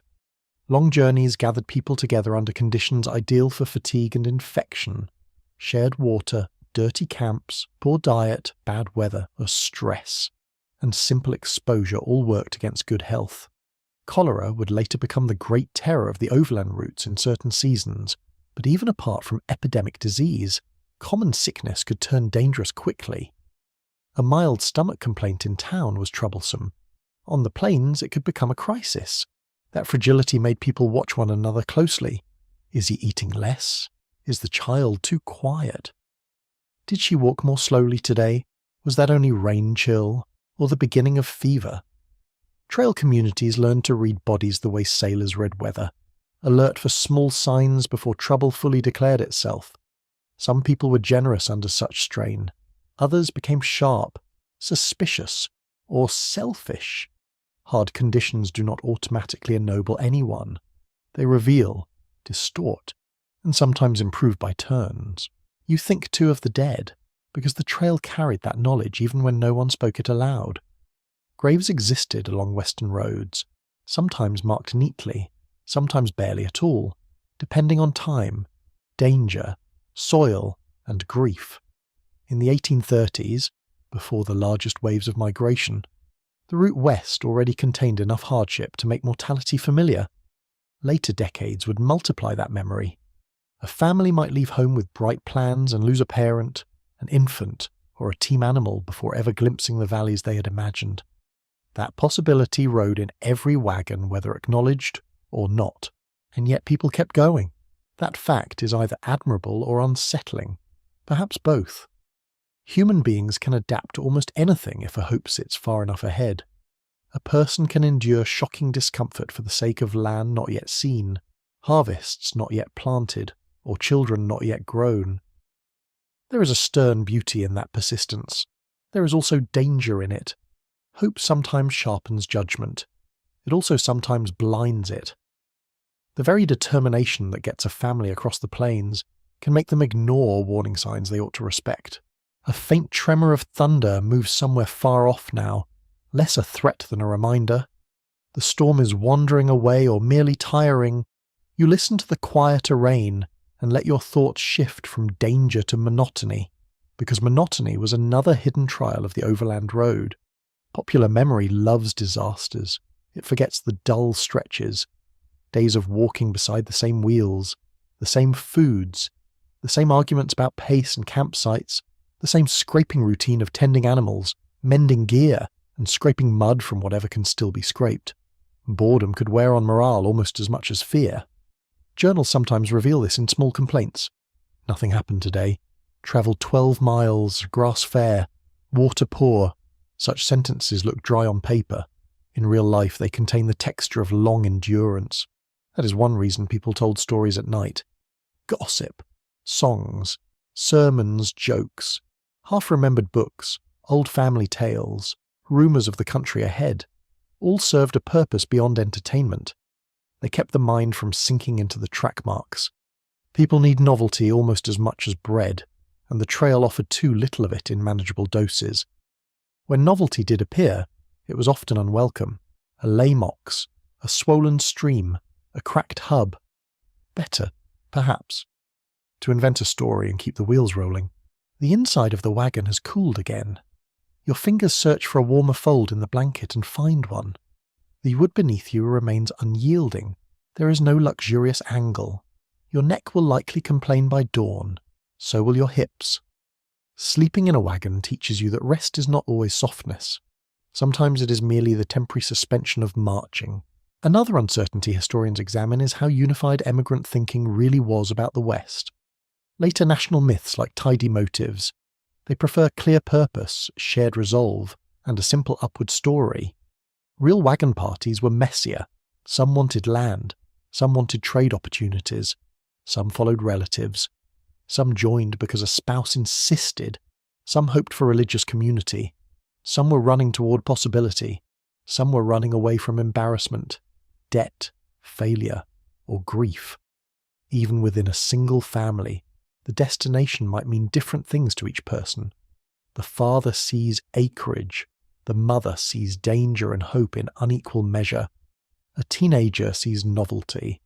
A small child sees mud and biscuits and a wagon that smells odd in the rain. That last thought almost makes you smile. The trail was full of practical absurdities. Fine bonnets ruined by weather. Grand speeches interrupted by runaway livestock. Carefully labelled medicines spilled in a river crossing. A respectable gentleman reduced to chasing chickens through sagebrush. These details matter because they rescue history from posing. Nobody lived as a symbol while trying to keep socks dry. A mouse, or something equally light, scurries briefly near one crate and then goes still. You freeze, listening. Perhaps it is only a strap shifting. Perhaps not. Grain invited little visitors, and wagons were crowded enough that one more hungry mouth hardly required permission. You decide not to investigate. There are limits to curiosity in the dark. The smell of wet earth rising through the wagon floor changes slightly as the night deepens. Less fresh mud now. More cold ground. More soaked grass. The storm has pressed the scent upward until it feels like the prairie itself is breathing beneath you. It is a sober smell. Ancient and unsentimental. Land does not promise anything. People place promises on it. Beyond the wagon, the camp has quieted. Fewer voices, less movement. Only the occasional shift of an animal or the dull knock of something loose in the wind. Fatigue has finally done its work. Even anxiety must sleep eventually. You lie there with your eyes open in the dark and let the truth of the journey settle around you without decoration. It is hard. It is uncertain. It is crowded with longing. It strips life to labour and then fills that labour with meaning because there is no alternative. The wagon, damp and awkward though it is, holds all the evidence, tools for building a future, food for reaching it, cloth for staying warm, keepsakes for remembering who you were while becoming someone else. Human migration always sounds large from a distance. Up close, it fits into boxes, sacks, cups, spoons, boots, blankets, coughs, and late-night thoughts while rain slides down canvas. At last, your body begins to overrule your thinking. The coffee warmth is gone, the food has settled, the sounds outside have blurred into a softer pattern. Your jaw unclenches, your hand, resting on the blanket edge, grows heavy. The trail may be honest at night, but the body is honest too. It demands sleep without asking whether the road ahead deserves your confidence. So you yield, little by little, to the dark wagon and the damp Oregon dream it carries. Somewhere in the deepest part of the night, comfort becomes a surprisingly inventive creature. It does not arrive in noble form. It does not descend with dry blankets, feather beds, and sensible architecture. Instead, it sneaks in through odd little adjustments, half practical and half ridiculous. The sort of things nobody would boast about in a fine parlour, but which matter enormously inside a rain-shaken wagon. You discover that pioneer life has a whole private catalogue of strange accommodations, each one humble, slightly inconvenient, and weirdly effective. Your pillow, for instance, is no longer truly a pillow. It is a rolled coat wrapped around something softer, perhaps an extra shirt or a folded apron, tucked against a box at just the right angle to keep your neck from declaring mutiny. Proper pillows were luxuries many emigrants left behind or compressed into serviceable lumps. Feathers took space, ticking got damp, anything too soft could turn clammy in wet weather. A bundle coat, though, had versatility. By day it was clothing, by night it became furniture. On the trail, any object with only one purpose had to defend itself. You nudge the makeshift pillow again and feel a narrow band of relief along your shoulders. There, almost decent. That is how wagon comfort works. Almost decent. Never perfect, rarely graceful, yet occasionally satisfying enough to feel like a triumph over circumstances. Near your feet lies another frontier masterpiece, a brick wrapped in cloth. Not hot now, of course, just cool and solid, But earlier, before the fire died to embers, someone had warmed it near the coals and tucked it beneath the blankets to soften the cold. A heated stone or brick was one of those old household tricks that travelled beautifully into rough conditions. Simple, reusable, a little bit medieval, if you're feeling literary, a little bit brilliant, if your toes have stopped aching. By midnight the warmth is long gone. But the memory of it lingers in the blankets, and somehow that still counts. The wagon interior smells different at this hour. Less of supper now, or of damp cloth settling into itself. The air carries wool, old wood, smoke, leather, and the faint dusty sweetness of grain sacks packed close together. Somewhere there is also the sharp green note of herbs, perhaps tucked by a practical hand into bedding or clothes to fight the stale closeness of travel. Sage and mint were common enough companions. Not a complete answer to wagon odours. Certainly. More like a polite protest. You run your fingers over the seam of a folded quilt. The stitches feel slightly raised, neat in some places, hurried in others. Many families carried quilts west, and not only for warmth. Quilts could be folded into seats, hung for privacy, spread on damp ground, wrapped around children, or laid over goods that needed padding. They also held memory. Scraps from old dresses, shirts, aprons, and household cloth could travel in them, turning a blanket into a map of home. Even in a wagon crowded with necessity, people found room for things that carried tenderness. Outside, rain still falls, though less aggressively now, more like a steady wash than a beating. That softer rhythm lets other noises emerge. A distant clink of harness, the low grinding chew of an ox, the whisper of water running through grass. In the pauses between these sounds, you become aware of another trail comfort, one that feels almost comical when named. Familiar repetition, the same sounds, the same small space, the same arrangement of boxes and bundles, day after day, begin to create a kind of rough security. Human beings can become attached to nearly anything if forced to sleep beside it often enough. That is why people sometimes grew strangely fond of their wagons, despite all evidence against the idea. These vehicles were awkward, cramped, hard riding, and forever in need of repair. Yet they became travelling homes, storage rooms, sick rooms, nursery corners, pantry shelves, and weather shields all at once. A wagon took on personality because every family shaped its interior differently. One kept the flour left side, tools right. Another tucked keepsakes beneath bedding. Another suspended utensils from the bows overhead until the whole thing looked like a kitchen. Had tried to learn acrobatics. One odd comfort of wagon life was sleeping in layers that today might seem excessive, or perhaps deeply sensible. Stockings stayed on, petticoats stayed on, shirts remained close, coats were used as blankets, pillows, or extra padding. You slept not so much undressed as strategically arranged. Cold punished vanity quickly. No one on the trail won prizes for a charming bedtime appearance. What mattered was preserving warmth and being able to reach boots quickly if trouble rose outside. There is a famous frontier practicality in that. A person learned to keep essential things near at hand. Boots where they could be found by touch, a shawl ready, a knife or lantern accessible, though not so accessible that a sleepy elbow caused regrettable excitement. Some families even had habitual sleeping positions tied to duty. The strongest adult nearest the flap, a child between warmer bodies, a mother close to the youngest. It was domestic order compressed under canvas. Historians still disagree on just how comfortable overland sleeping arrangements could ever become, even for well-prepared emigrants. Some journals describe tolerable nights, especially in fine weather on level ground.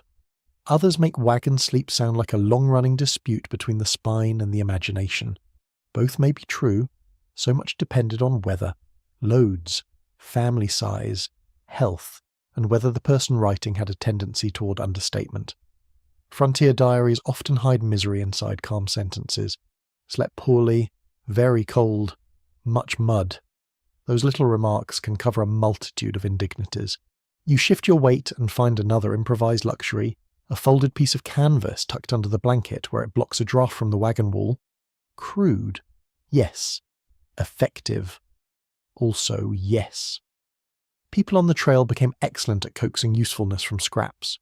Torn shirts became patches, grease tins became containers, broken crate boards became shelves, splints, stirring paddles, or firewood depending on the day's emergency. Waste offended not only thrift but experience. Every item had a possible second life if your imagination stayed awake. Rainproofing was another realm of creative optimism. Wagon covers were often treated with oil or some homemade mixture to resist water, but that did not stop people from trying additional defences. Pieces of extra cloth might be draped over weak seams. Goods inside were wrapped in waxed fabric, oilcloth, or multiple layers of whatever seemed promising. Some used painted canvas, some relied on tightly woven sacking, some trusted barrels more than boxes, which was wise until a barrel split and taught humility to everyone involved. A wonderfully peculiar trail habit was greasing boots, harness, wagon parts, and nearly anything else likely to surrender to water. Tallow, axle grease, animal fat, whatever was at hand might be pressed into service. This did not always smell refined. In fact, it usually smelled like a determined argument with cleanliness. But grease had virtues. It softened leather, shed moisture, and prolonged the life of things that could not easily be replaced.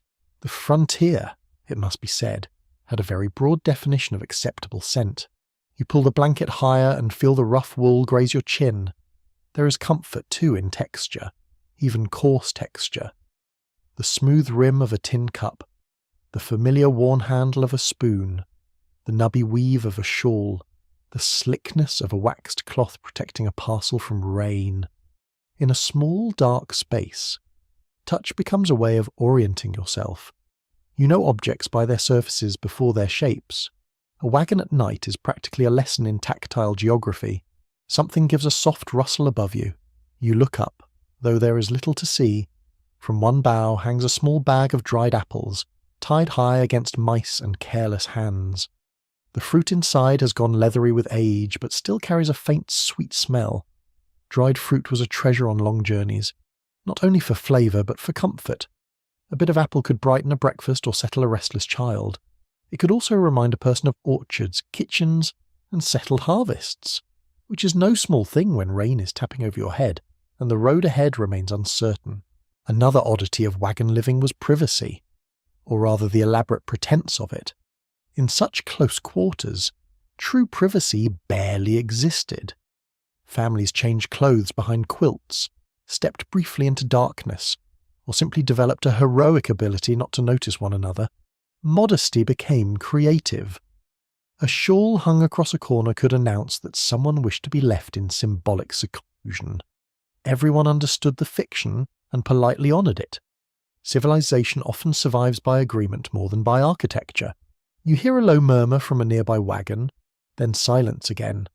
Somewhere, someone else is adjusting blankets, soothing a child, easing a cramp, or checking whether the flour has stayed dry. It is comforting to know that your strange little methods of coping are not unique. Across the camp, other travellers are performing their own midnight rituals of adaptation. One family may be stuffing spare socks into cracks. Another may have hung wet clothes from bows despite the dripping risk.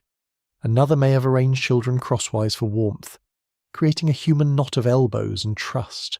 The trail also encouraged very old remedies, a bit of onion placed near a bed to ward off illness, camphor tucked into cloth, peppermint for nausea, vinegar used for cleaning, soothing, preserving, or simply because someone believed firmly in its powers. Folk medicine travelled easily west because it packed into small bottles and memory. Whether these cures worked fully, partly, or mostly by comfort is a question scholars still wrestle with, but relief does not always care whether it comes through chemistry or confidence. You think of hands again, trail hands, chapped, nicked, smoke-scented, strong. Many people slept with them curled around some object without meaning to. A blanket edge, a rolled coat, a child's sleeve, a rosary, a Bible corner. The habit makes sense. Sleep in unstable conditions often seeks an anchor. Even a tiny one will do. Near the wagon wall sits a small wooden box that gives off the clean, medicinal scent of soap. Hard soap was a plain but precious article. Useful for washing bodies, clothes, and cookware, it represented order more than luxury. A clean shirt, a scrubbed pot, a washed face before bed. These things could restore morale far beyond their size. Under frontier conditions, cleanliness was never only about appearance. It was a way of resisting descent into complete disorder. The rain grows lighter still, drips now, soft runs. The storm seems to be settling into the ground rather than the sky. In that gentler soundscape, you notice how the wagon has developed warm spots and cold spots. One section near the piled bedding holds body heat and smells faintly human in a reassuring way. Another near the tail is chill and damp, avoided by instinct. Families likely learn these microclimates the same way sailors learn a ship's moods. Best corner for a child, worst place for flour, safe place for the good quilt, dangerous place for anything that fears leaks. A little scholarly uncertainty drifts through your thoughts. Historians studying material life on the trail still debate how much these household improvisations reflected older rural traditions and how much they were new inventions shaped by migration itself. Probably both. Settlers did not arrive on the plains as blank slates. They carried habits from farms, villages, and towns, yet the wagon forced new combinations. The home became portable. Domestic knowledge had to bend without breaking. In that sense, the Overland Trail was not only a route west, it was a workshop where ordinary people redesigned daily life, using very few tools and a great deal of stubbornness. A brief breeze enters through the flap and touches your cheek. Cool, but no longer biting. You breathe in wet grass, damp wood, and the ghost of smoke from the evening fire. The night feels calmer now, and within that calm your little improvised nest begins to seem almost skillful. Not elegant, never elegant, but thoughtfully assembled. Coat for pillow, brick for warmth, quilt for padding, canvas scrap for draught, herbs for stale air, boots placed close, cup within reach. You begin to understand how comfort on the frontier was not found but built, piece by piece, by people who refused to wait for ideal conditions. That refusal has its own quiet dignity, not the loud dignity of speeches, the better kind, the kind that folds a blanket twice, wedges a coat beneath an elbow, and says this will do. Your body, finally persuaded by these odd arrangements, relaxes further into the narrow space. The wagon still smells like rain and labour. The boards are still hard. The canvas still sighs when the wind touches it, yet the small contrivances hold. They make a pocket of tolerable warmth in a wet and uncertain world. Sometimes that is all a person needs to drift at last towards sleep. The night has a second life once most of the camp stops moving. The practical noises fade first. No more pots. No more low instructions by the animals. No more careful footsteps searching for the least terrible patch of ground. What remains is softer and stranger. Rain dripping from wagon covers. A distant harness ring stirred by a sleepy beast, the occasional cough, a murmur too blurred to decode. In that quieter world, stories begin to breathe. You lie awake just enough to hear them gather. Not formal stories at first, nothing announced, just voices from nearby wagons or from under some makeshift shelter, where the embers still glow beneath wet ash. One person remembers a river back east that flooded every spring and carried whole fence lines away. Another claims to have known a man who crossed farther west and saw fish in such numbers that a child could nearly walk over them. Someone else says that in certain valleys the grass grows belly high on a horse and stays green when other places burn brown. The night accepts these offerings without judgment. Rain has a way of making everything sound believable. That is one of the secret talents of trail darkness. It turns gossip into atmosphere. A low voice nearby begins describing a trader met months ago, a man who swore the mountains ahead shine pink at sunrise and groan in winter, as if something alive were shifting under the stone. You cannot tell whether the speaker believes this fully or simply enjoys the telling. Out on the plains, the difference often grows thin. Knowledge travels in mixed company. Good observation walks beside rumour. Memory rides next to invention. By the time a tale has crossed 3 campfires and 1 long day of walking, it acquires a new coat and better boots. The wagon around you is nearly black now, its contents known more by outline and touch than sight. You rest a hand on a folded blanket and listen as the voices rise in sync with the rain. Someone laughs once, very softly, at the mention of a missionary who packed too many books and too little bacon. Another voice counters with the tale of a family so determined to maintain refinement that they brought delicate china cups wrapped in shawls. You can imagine those poor cups rattling west, each mile testing their claim to civilization. Some may even have survived. Human beings are astonishingly stubborn when defending fragile objects. The Oregon Road, even in these earlier decades, already gathers its own folklore. Every route does. Travellers need ways to shape uncertainty into something that can be repeated. So the trail fills with memorable incidents, warning tales, miraculous escapes, exaggerated landscapes, and curious characters who become larger with each retelling. A river crossing becomes a near-biblical contest. A muddy slope becomes the worst ground ever walked by Christian feet. A helpful stranger turns into a frontier sage dispensing wisdom from under an enormous hat. No one means harm by this. Storytelling simply adds salt to experience. It preserves and alters at the same time. A stronger drip starts somewhere near the wagon flap and ticks against the floor in a quickened rhythm. You shift a scrap of cloth beneath it and let your mind drift again toward the voices outside. Someone is speaking now about wolves. Not attacking wolves, which would at least be straightforward, but wolves calling at night from some distant rise where the sound reaches camp in thin, wavering lines. Many emigrants recorded animal sounds with a mix of fascination and unease. Coyotes got called wolves often enough. Foxes became mysteries. Owls, when heard but not seen, could earn a startling amount of respect. In darkness, the plain makes room for misidentification. A child asks a question too low to catch. The adult answer is clearer. No, not every noise means danger. Yes, some are just the wagon settling. No, the spirits of the prairie are not likely to untie your boots. That last part lingers. Frontier superstition never disappeared simply because people carried Bibles and practical tools. Quite the opposite. The rougher the conditions, the more old beliefs travelled along. Signs in weather, warnings in dreams, lucky objects sewn into clothes, uneasy respect for certain places. A person might speak confidently of Providence and still prefer not to camp near a twisted tree if the local talk declared it unlucky. It is easy to smile at such things from a bright room, harder when you are in a rain-dark wagon with miles of unknown country around you. Some emigrants carried charms without admitting they were charms. A coin kept in a particular pocket, a ribbon tied to a child's wrist, herbs tucked into bedding, a family Bible placed under a pillow during sickness. These gestures sat in the space between faith, habit, and fear.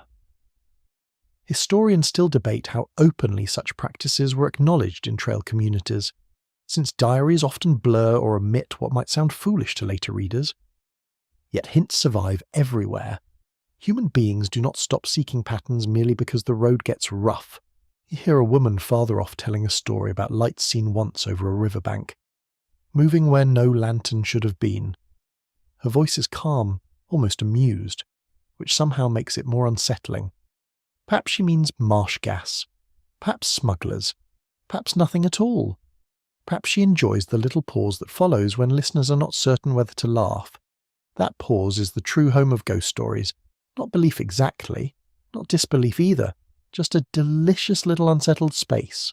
Rain continues its steady work on canvas and ground. The smell drifting through the wagon has changed again. Less smoke now, more soaked grass, mud, and that faint cold scent of night air after a storm begins to tire. It gives everything a wash stillness. In such air, even ordinary words seem to travel farther. You catch the phrase buried treasure from one direction and Spanish gold from another, which suggests somebody has moved from weather lore into the more ambitious branch of frontier imagination. Treasure stories haunted many regions of North America, and westward travellers were no exception. Lost mines, hidden caches, old expedition routes, buried coin, secret maps, signs cut into stones. The land was supposedly full of riches, just one lucky guess away from discovery. Most of these tales were nonsense. That did not weaken them much. Treasure stories thrive precisely because they flatter hope while postponing proof. A tired traveller can endure a great deal if the next valley might contain both good grass and fabulous wealth. Though admittedly one of those is more useful than the other. You tuck your hands beneath the blanket for warmth and let the voices blur into one another, story after story. A trapper who wintered in a canyon so cold his beard froze to his blanket.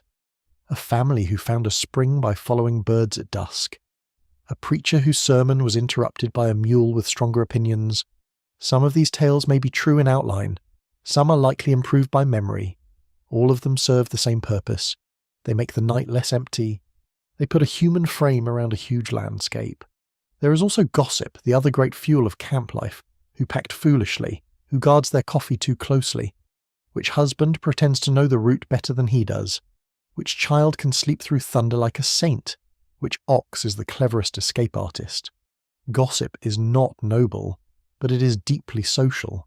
It reassures people that they are still part of a community of quirks and habits, not merely anonymous figures inching west through weather. A voice close by mentions an earlier camp where two men argued for nearly an hour over whether a certain hill was visible from the left or the right side of the wagon train, as though geography might yield under persistence. The listeners chuckle. Sleep deprivation sharpens absurdity. On the trail, tiny disagreements could flare simply because everyone was tired, wet, hungry, or all three. Yet such stories also become a way to laugh at strain once it has passed. Humour keeps hardship from claiming complete authority. The scholarly uncertainty woven through nights like this lies in how historians should read such storytelling. Are these tales evidence of fear management, social bonding, boredom, or the transmission of practical knowledge in entertaining form? Likely all at once. A story about a foolish river crossing can warn as well as amuse. A ghost tale may encode unease about a dangerous place. Gossip can reinforce social rules without sounding preachy. Campfire talk, or range shelter talk on a night like this, was not idle in the modern sense. It carried memory, caution, hierarchy, and comfort all tucked inside narrative. The wagon gives a low creak as the ground shifts under one wheel. You freeze, listening, but nothing more follows. Outside, an ox breathes out in a long sleepy gust. The sound has immense patience in it. Beside such creatures, human stories can seem almost comically busy. Yet perhaps that is exactly why people tell them. Animals endure, humans explain. Another curious tidbit floats into your mind from the broader lore of Western travel. Some trail groups developed favourite repeat stories about individuals in their own company. Small legends built from one embarrassing mistake or one impressive feat. The person who fell into a creek fully dressed might be known by that incident for a month. The woman who mended a torn cover in a storm could become the acknowledged miracle worker of canvas. Reputation on the trail was immediate and practical. Deeds stuck fast because there was little else to distract the memory. The rain lightens to occasional drips. In that near quiet, you can hear someone praying softly. Not a sermon, not an address to the whole camp. Just a private murmur meant for heaven, and perhaps a sleeping child nearby. It settles into the dark among all the other voices without conflict. That feels right. Nights on the trail held many kinds of beliefs side by side. Formal religion, folk custom, hard experience, hearsay, weather signs, and wishful thinking all occupied the same muddy ground. People rarely lived inside one pure category. You think about the stories you would tell if asked, not the grand version. Not the public one meant to impress relatives, the real one, the smell of wet canvas, the indignity of mud stealing a boot, the miracle of hot coffee. The way lantern light in rain can make a crude camp seem almost beautiful. Those are the details that stay. History often preserves the larger movement while losing the human texture, yet the texture is where life happens. A last ripple of laughter passes through the nearby dark, then fades. The camp is surrendering at last to sleep. One wagon quiets, then another. Only the sounds, with no human choice in them, continue. Dripping water, breathing animals, A strap-tapping wood, far away, perhaps. One lonely call from some night creature moving through the wet grass. The stories remain, though. They do not vanish with the voices. They hang lightly in the darkness, stitched into the atmosphere of the camp. Trail roads were built of earth and labour, yes, but also of talk, of repeated warnings, embellished memories, boastful accounts, private fears made shareable, strange wonders half believed, and the quiet comfort of hearing another human voice while rain falls beyond the canvas. Your eyelids grow heavier. The wagon smells of wool and damp boards, and the faint stale sweetness of stored food. The blanket presses warmly against your chin. Outside, whatever mysteries the prairie keeps can wait until daylight. For now, they have been softened into story, and story is gentler than raw uncertainty. So you lie still in the dark wagon while the last murmurs fade and the Oregon night settles around you, thick with rain-washed silence, lingering rumour, and the small human magic of voices that make the unknown feel almost friendly. The cold finds you properly after midnight, not all at once. It does not arrive with drama, like a door thrown open or a cruel gust that announces itself. It comes quietly, with patience and method, slipping into the wagon through seams, floorboards, damp cloth, and the little spaces your tired body forgot to defend. First your fingers feel less willing, then your feet lose their memory of warmth. Then the back of your neck reminds you that wool is useful, but not magical. Rainy nights on the trail rarely needed theatrics. Simple persistence was enough. You wake because something touches your cheek, for one strange second. Half asleep, you think it is a hand or a loose piece of cloth. Then a drop lands on your chin. Another follows, colder than the first. The roof above has found a new opinion about where water belongs. You blink into darkness and lie still long enough for the next drop to announce itself. There, slightly to the left. Then another, a fresh leak, small but energetic, has begun above your bedding. Nothing on the trail stays solved for long. You push yourself upright, stiff and groggy, and feel immediately how cramped the wagon has become, now that your body wants simple, unreasonable things, such as elbow room. Your shoulder bumps a crate, your knee brushes a pot. The blanket slips from one side and lets a ribbon of cold air slide down your back. You suppress the urge to say something unprintable, and instead reach by touch for a cloth, a cup, anything that might catch the drips before they baptize your pillow completely. Your fingers find a tin mug.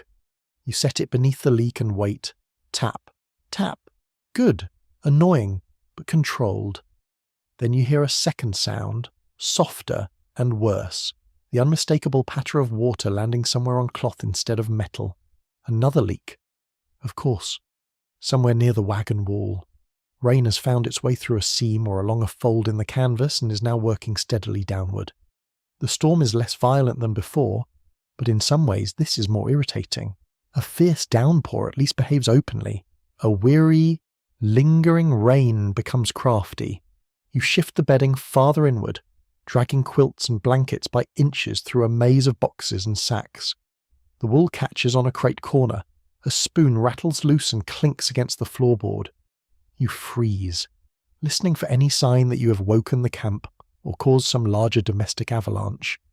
Nothing follows but the soft chew of an animal outside and the long whisper of rain. Good.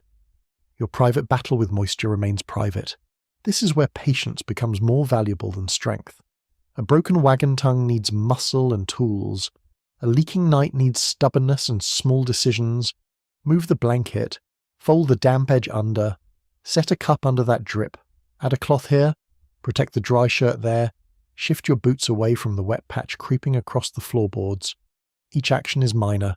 Together they become survival by housekeeping. The wood beneath your hand feels clammy now. Water has worked itself into the grain, and the boards answer with that cool slickness only old damp wood seems able to produce. You rub your palm on your trouser leg and smell the wagon's close wet mixture rising again. Canvas, wool, wood, leather, and that faint sour note of mud carried in on boots. It is not a dangerous smell. It is merely the smell of too much weather in too little space. Outside, someone coughs sharply, then again, deeper this time. The sound lingers in the night with more force than you would like. Rain and chill made coughing common enough, but every cough on the trail carried a question. Simple cold or something worse. Fatigue or fever.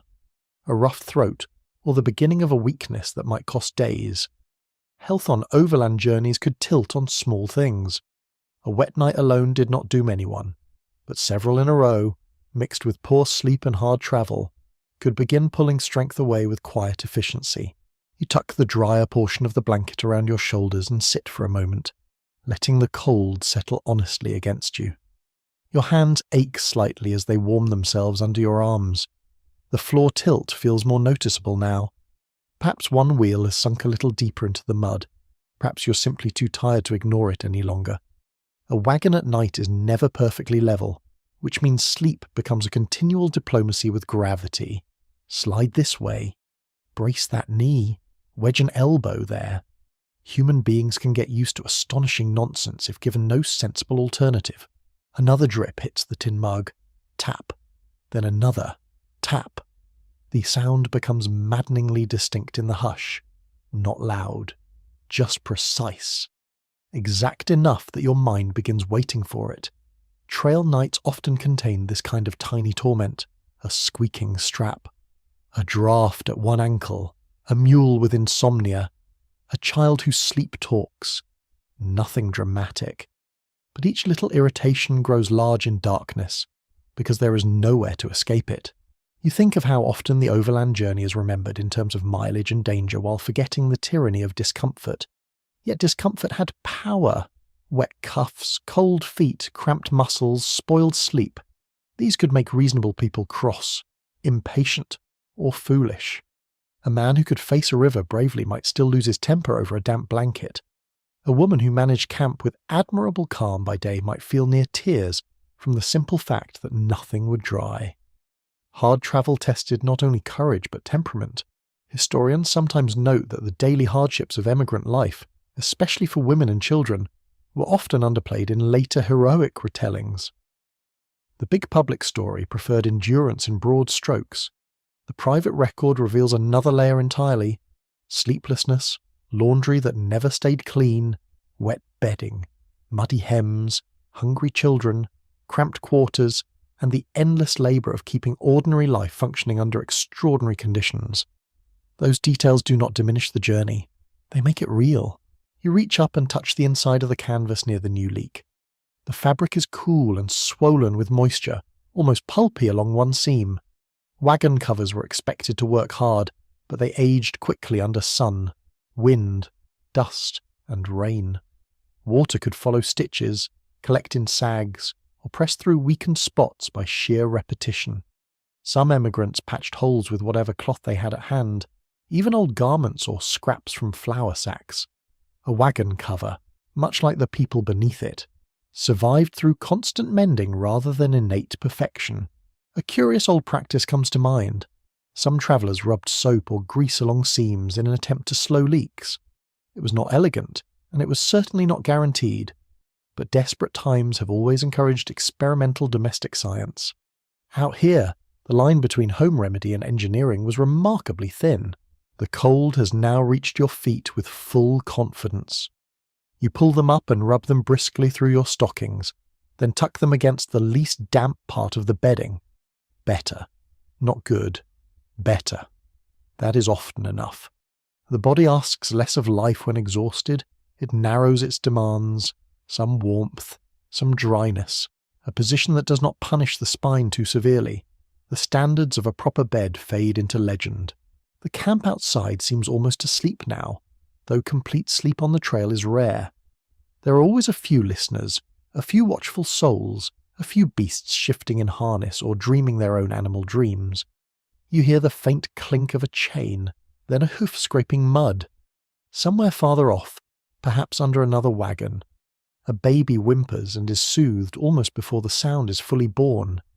That quick response tells you the adults nearby have been sleeping lightly, ready for trouble out of habit more than fear. Rain begins to gather again at the edge of the canvas and slide downward in a thicker run. You watch the dark shape of it move in the dimness before it releases outside. The whole wagon seems to breathe with the weather. There is something deeply intimate about being shut inside such a small shelter during a storm. You know every weakness of it, every knot, every seam, every object likely to shift, drip, or complain. The wagon is not merely your shelter, it is your companion in discomfort, and yet it endures. That matters. The boards are hard, but they hold. The bows flex, but remain. The wheels sink, but not beyond recovery. The cover leaks, but not everywhere. On the trail, one learned to respect imperfect things that kept functioning. A wagon did not need to be elegant. It needed to survive another day. Perhaps that is why people grew attached to these contraptions with such ferocity. They became the physical form of perseverance, awkward, overloaded, patched, and still moving west. The cold, however, does not care about symbolism. It keeps slipping upward from the floor and sideways through damp cloth. You pull a second quilt over your legs and immediately notice the weight. Comforting if a little musty. The surface is cooler than you would prefer, but it traps warmth soon enough. Layer upon layer. This was the secret of many frontier nights. Not luxury. Accumulation. Enough cloth, enough bodies, enough improvised barriers between human skin and the weather. A bit of scholarly uncertainty lingers around how much emigrants adapted their camp routines specifically to recurrent cold rain on the plains, versus borrowing old habits from farm and frontier life elsewhere. Probably both. People did not leave all experience behind when they moved west. They brought inherited methods for warming beds, drying clothes, protecting feet, and coping with sleepless weather. But the trail forced these methods into harsher repetition. What had once been an occasional inconvenience became a defining rhythm.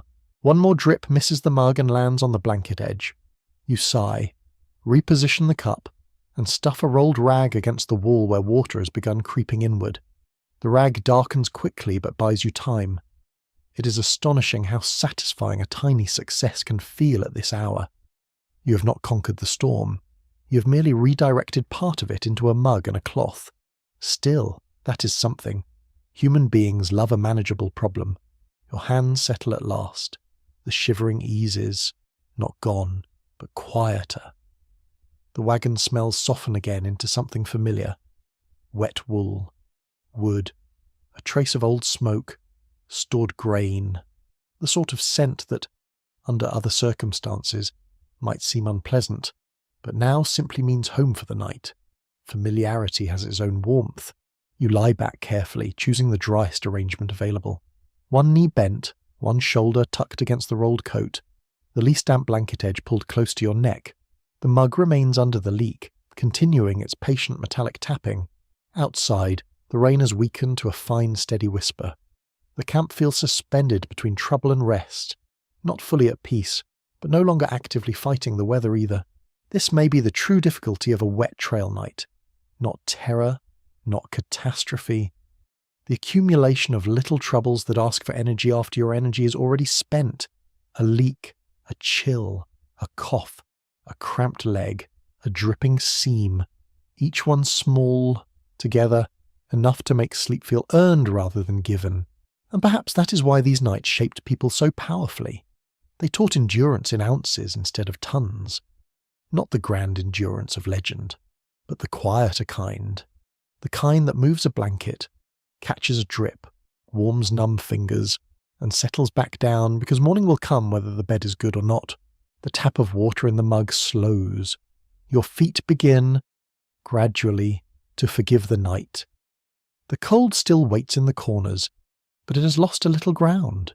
Wrapped in damp wool and patience, you let your breathing lengthen and your thoughts grow duller. Outside, the Oregon Trail lies soaked and silent.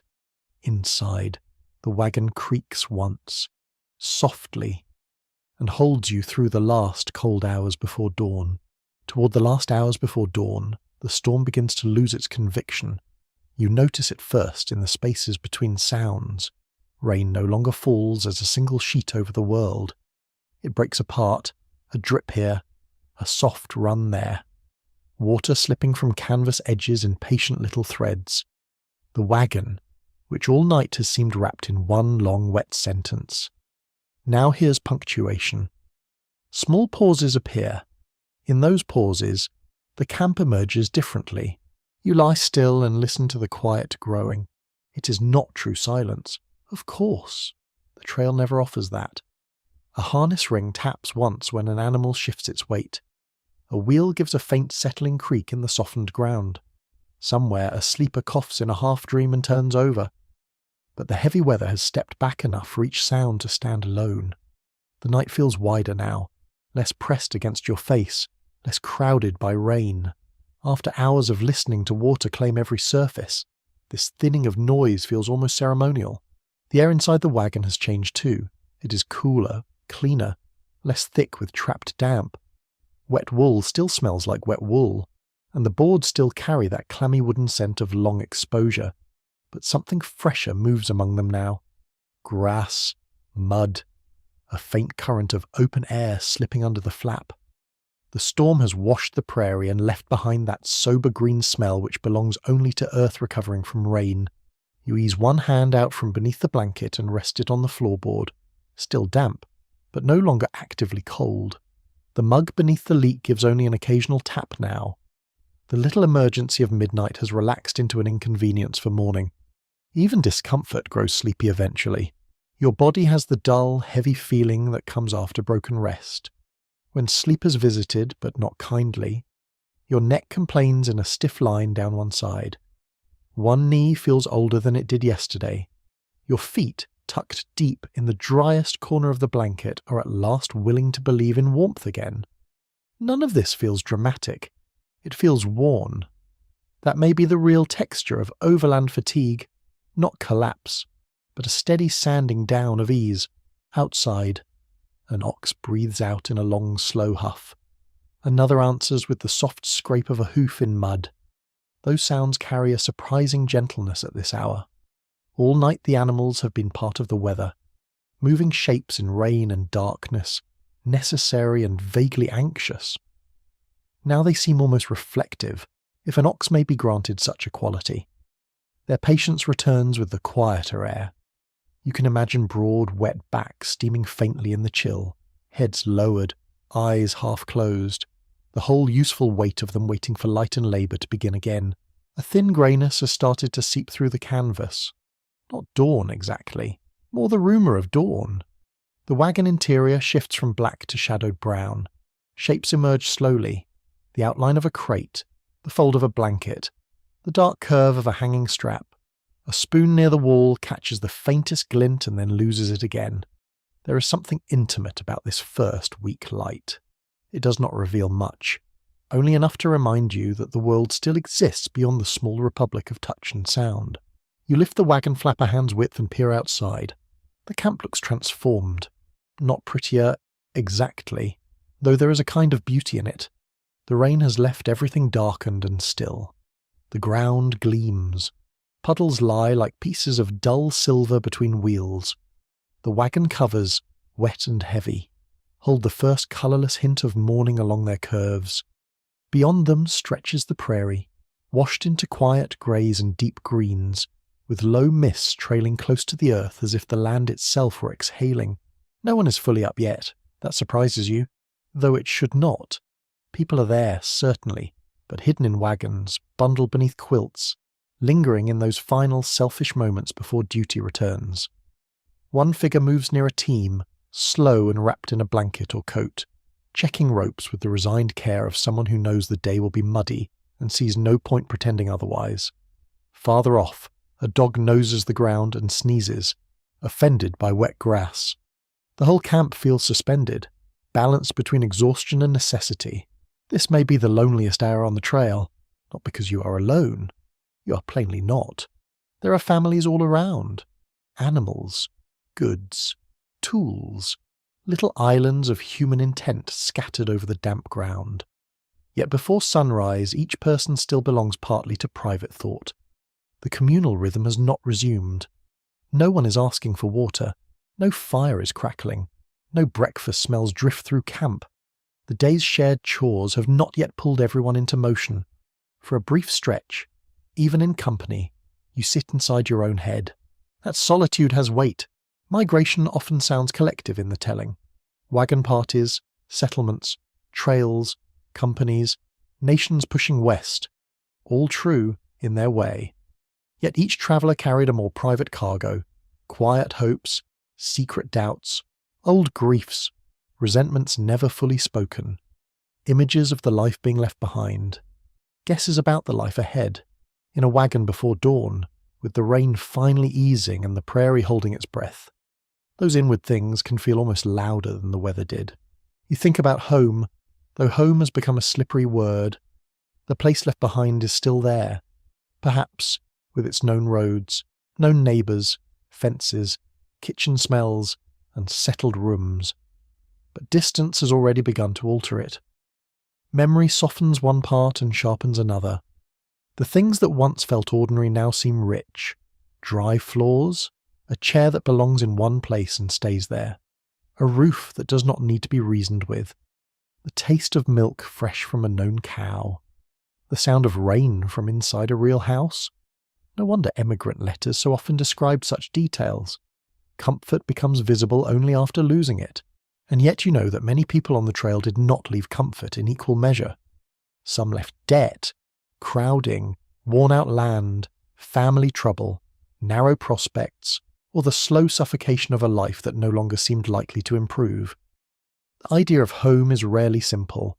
Perhaps that is why the West exerted such power. It offered not certainty, but possibility. And possibility can be more intoxicating than security when security has grown thin. Historians still argue over how emigrants balanced homesickness against expectation during long journeys. Letters written before departure often ring with determination. Journal entries made on the road can sound briskly practical, as if naming emotion would give it too much authority. Yet the feelings are there, tucked into remarks about weather, children, meals, clothing, and places that reminded travellers of somewhere else. Longing often wears plain clothes in the historical record. A bird calls from somewhere beyond the wagons, just one note, then another, tentative in the damp morning air. The sound is almost startling after so much rain and muffled darkness. It makes the world feel inhabited in a new way, not just by travellers, but by life that belongs here already, indifferent to your muddy ambitions. Soon more birds join in, scattered and uncertain at first, then steadier. Day is making its claim. A curious bit of trail life returns to mind. Some emigrants became very skilled at reading mornings by smell before sight. Wet grass, smoke rekindled from damp coals, animal breath, river mist, all could tell them something about the coming hours. A camp after rain had its own clear message. Slow going, heavy wheels, dirty hems. Perhaps a delayed start while things were checked, shaken out, or dug free. The nose knew this before the tongue admitted it. You let the flap fall again and settle back into the wagon's small dimness. Around you lie the possessions that make up a whole portable existence. Cups, blankets, tools, sacks, clothes, perhaps a Bible, perhaps letters, perhaps some keepsake with no practical use and enormous private value. In daylight these things will be handled briskly, packed, shifted, protected, counted. In this grey pause they seem almost symbolic. Each one part of the strange bargain of migration. You cannot carry everything, so what remains must stand in for much more. The wagon itself feels different in near dawn. Less like a refuge under attack, more like a tired companion. Its leaks, creaks, and cramped corners no longer feel accusatory. They simply are. You and the wagon have endured a wet night together and reached the pale edge of morning. There is a quiet intimacy in that. People often formed attachments to objects through shared hardship, and wagons invited precisely that kind of feeling. They suffered visibly. They demanded care. They held memory in scratches, stains, knots, and repairs. A family could know its wagon the way sailors know a vessel, not because it was graceful, but because it mattered daily. The loneliness softens as the camp stirs a little more. A child laughs once, sleep thick and brief. Someone outside yawns with theatrical misery. Another voice answers with a murmur too low to catch. A pan knocks softly against wood. The private hour is closing. Shared life is returning. Still, one lingering melancholy remains in the air, and perhaps that too belongs to this part of the night. The long trail west asks people to live between worlds for months at a time, not settled where they were, not settled where they mean to be. The wagon becomes a moving threshold, neither full home nor mere vehicle, and such thresholds can make the heart oddly tender. You're always leaving and not yet arriving. Rainy nights make that truth harder to ignore. There is also a kind of intimacy and hardship that is difficult to explain to anyone who has not felt it. A shared camp after a storm, a cup passed hand to hand, blankets adjusted in darkness, voices lowered so children can sleep. These things draw people together not by sentiment alone, but by dependence. On the trail, independence was often praised and constantly interrupted by reality. No wagon company survived on pride alone. People borrowed fire, traded labour, shared warnings, offered remedies, watched one another's children, helped lift wheels, and kept each other from coming apart entirely. Even loneliness on the trail had company nearby. The light grows stronger by degrees. The canvas roof now shows its stains and seams clearly. The mug under the leak sits half full, looking absurdly dutiful. Your rolled coat has resumed its ordinary identity as clothing rather than furniture. The blanket carries the marks of the night, damp edges, wrinkles, a little patch of mud transferred from a careless boot. None of it is graceful. All of it is familiar. Another scholarly question lingers over scenes like this. Historians examining emigrant life often ask how much emotional resilience came from individual character, and how much from these shared routines of camp, labour, and small mutual care. The answer is probably impossible to separate neatly. People were strengthened by habit, by faith, by duty, by sheer necessity, and by one another. Human endurance is rarely solitary, even when it feels that way in the dark. You draw a long breath and catch that rain-washed scent once more. Grass, mud, wet wood, animals, cold morning air. It enters the wagon and clears the last heaviness from your head. Outside, the first real movements of the day are beginning. Boots in mud, a low call to the team, the creak of a wagon bow. Somewhere, surely, the idea of coffee, the longest quiet hours are ending. You sit there a moment more before rising, letting the final softness of pre-dawn pass through you. The camp is waking, the road still waits. The prairie, washed clean and grey under the fading storm, stretches onward with the same enormous indifference it held yesterday. Yet something in you has changed slightly through the night. Not transformed, just steadied. Weather, discomfort, silence, and thought have done their patient work. So you gather yourself in the dim wagon, listening as the first sounds of morning thread through the wet camp, and hold for one last breath that strange mingling of loneliness, nearness, fatigue, and resolve that belongs only to the hour just before a trail day begins. Morning does not burst over the camp. It seeps in. The first light comes pale and restrained, filtering through damp canvas until the wagon glows with a soft grey hush. The storm is gone now, or far enough away to matter only as memory left in puddles and dripping seams. You sit up slowly and feel the night still lodged in your joints. Your shoulders are tight. Your neck has become opinionated. One boot is colder than the other because some part of the floor decided to share its moisture in the dark. This is the price of sleeping in a wooden box on wheels, while the Oregon country remains far ahead and the mud remains under everything. The wagon interior looks more honest in morning light. Nothing mysterious now. The rolled coat that served as a pillow has slumped into ordinary clothing again. The tin mug beneath the leak is half full, performing one last act of quiet usefulness. Blankets lie rumpled and slightly damp at the edges, their rough surfaces catching the weak daylight in folds and ridges. A crate near your knee has darkened where rain crept close, but did not quite win. The little kingdom of improvised comforts has survived the night and now waits to be packed back into labour. You lift the flap and the air outside touches your face with a clean coldness that almost feels like mercy.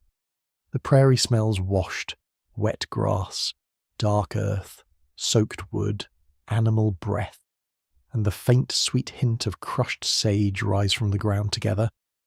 It is a plain smell, but generous after the close damp wagon. Mist hangs low over the trail in stretched white ribbons, caught between wheel ruts and shallow depressions. The sky is layered with cloud, though lighter now, a pale ceiling softening the horizon. The camp is waking in pieces. One family is already moving with brisk resignation, shaking blankets and inspecting what the rain spared. Another remains quiet except for a child's sleepy complaint and the murmur of an adult promising food soon, which is perhaps the oldest pledge in human history.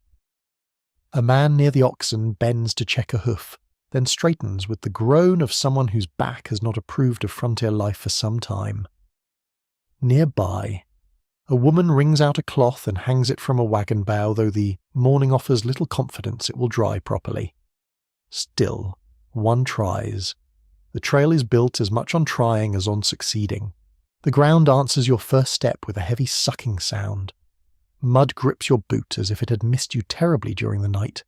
You brace a hand against the wagon wheel, slick with rain and streaked dark, and pull free with less dignity than determination.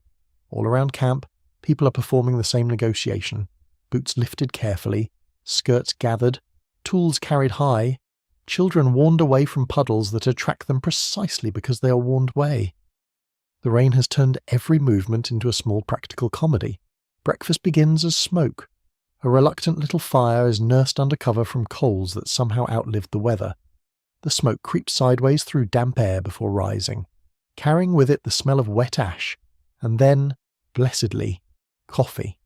Soon after comes the sweeter scent of hot meal, perhaps mush thickening in a pot, perhaps biscuit dough set near the coals, perhaps strips of bacon giving up their fat in a skillet. No royal table has ever improved more lives than a trail breakfast after a wet night. You stand near the warmth with your cup and let your fingers thaw around the tin. The steam rises into your face. Coffee at this hour tastes like restored citizenship. The bitterness, the heat, the faint ash flavour from hurried brewing, it all feels correct. Around you the camp speaks in low morning voices, inventory voices, repair voices, weather voices, the kind of conversation that sounds almost dull until you realise it is the machinery of survival. One person says the axle held well enough. Another says one sack of meal is damp but salvageable. A child reports solemnly that a chicken escaped its crate and was later found under a wagon looking personally offended by the entire migration. This is met with tired amusement. Few creatures have ever expressed disapproval with the concentration of a wet chicken. The teams matter most now. Oxen stand broad and patient, hides darkened by the storm and flecked with bits of mud.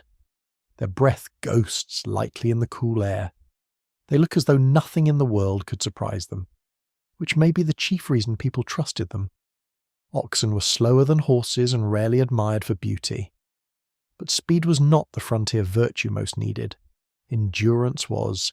Strength was. A creature willing to lean into the yoke and keep doing so through miles of bad ground might be worth more than 100 handsome promises. Mules, meanwhile, carry themselves with their usual air of sceptical involvement. Their ears flick. Their hoofs test the softened earth with suspicion. A mule often looked like an animal who had read the travel plans carefully and objected on principle. Yet mules could be tough, alert, and astute in rough country. More than one overlander learned to respect what had first seemed mere stubbornness. An animal that refuses a foolish step is sometimes providing wisdom free of charge. Harnesses checked, straps tightened, knots retied, leather dark from rain glistens in the morning light, iron fittings click softly.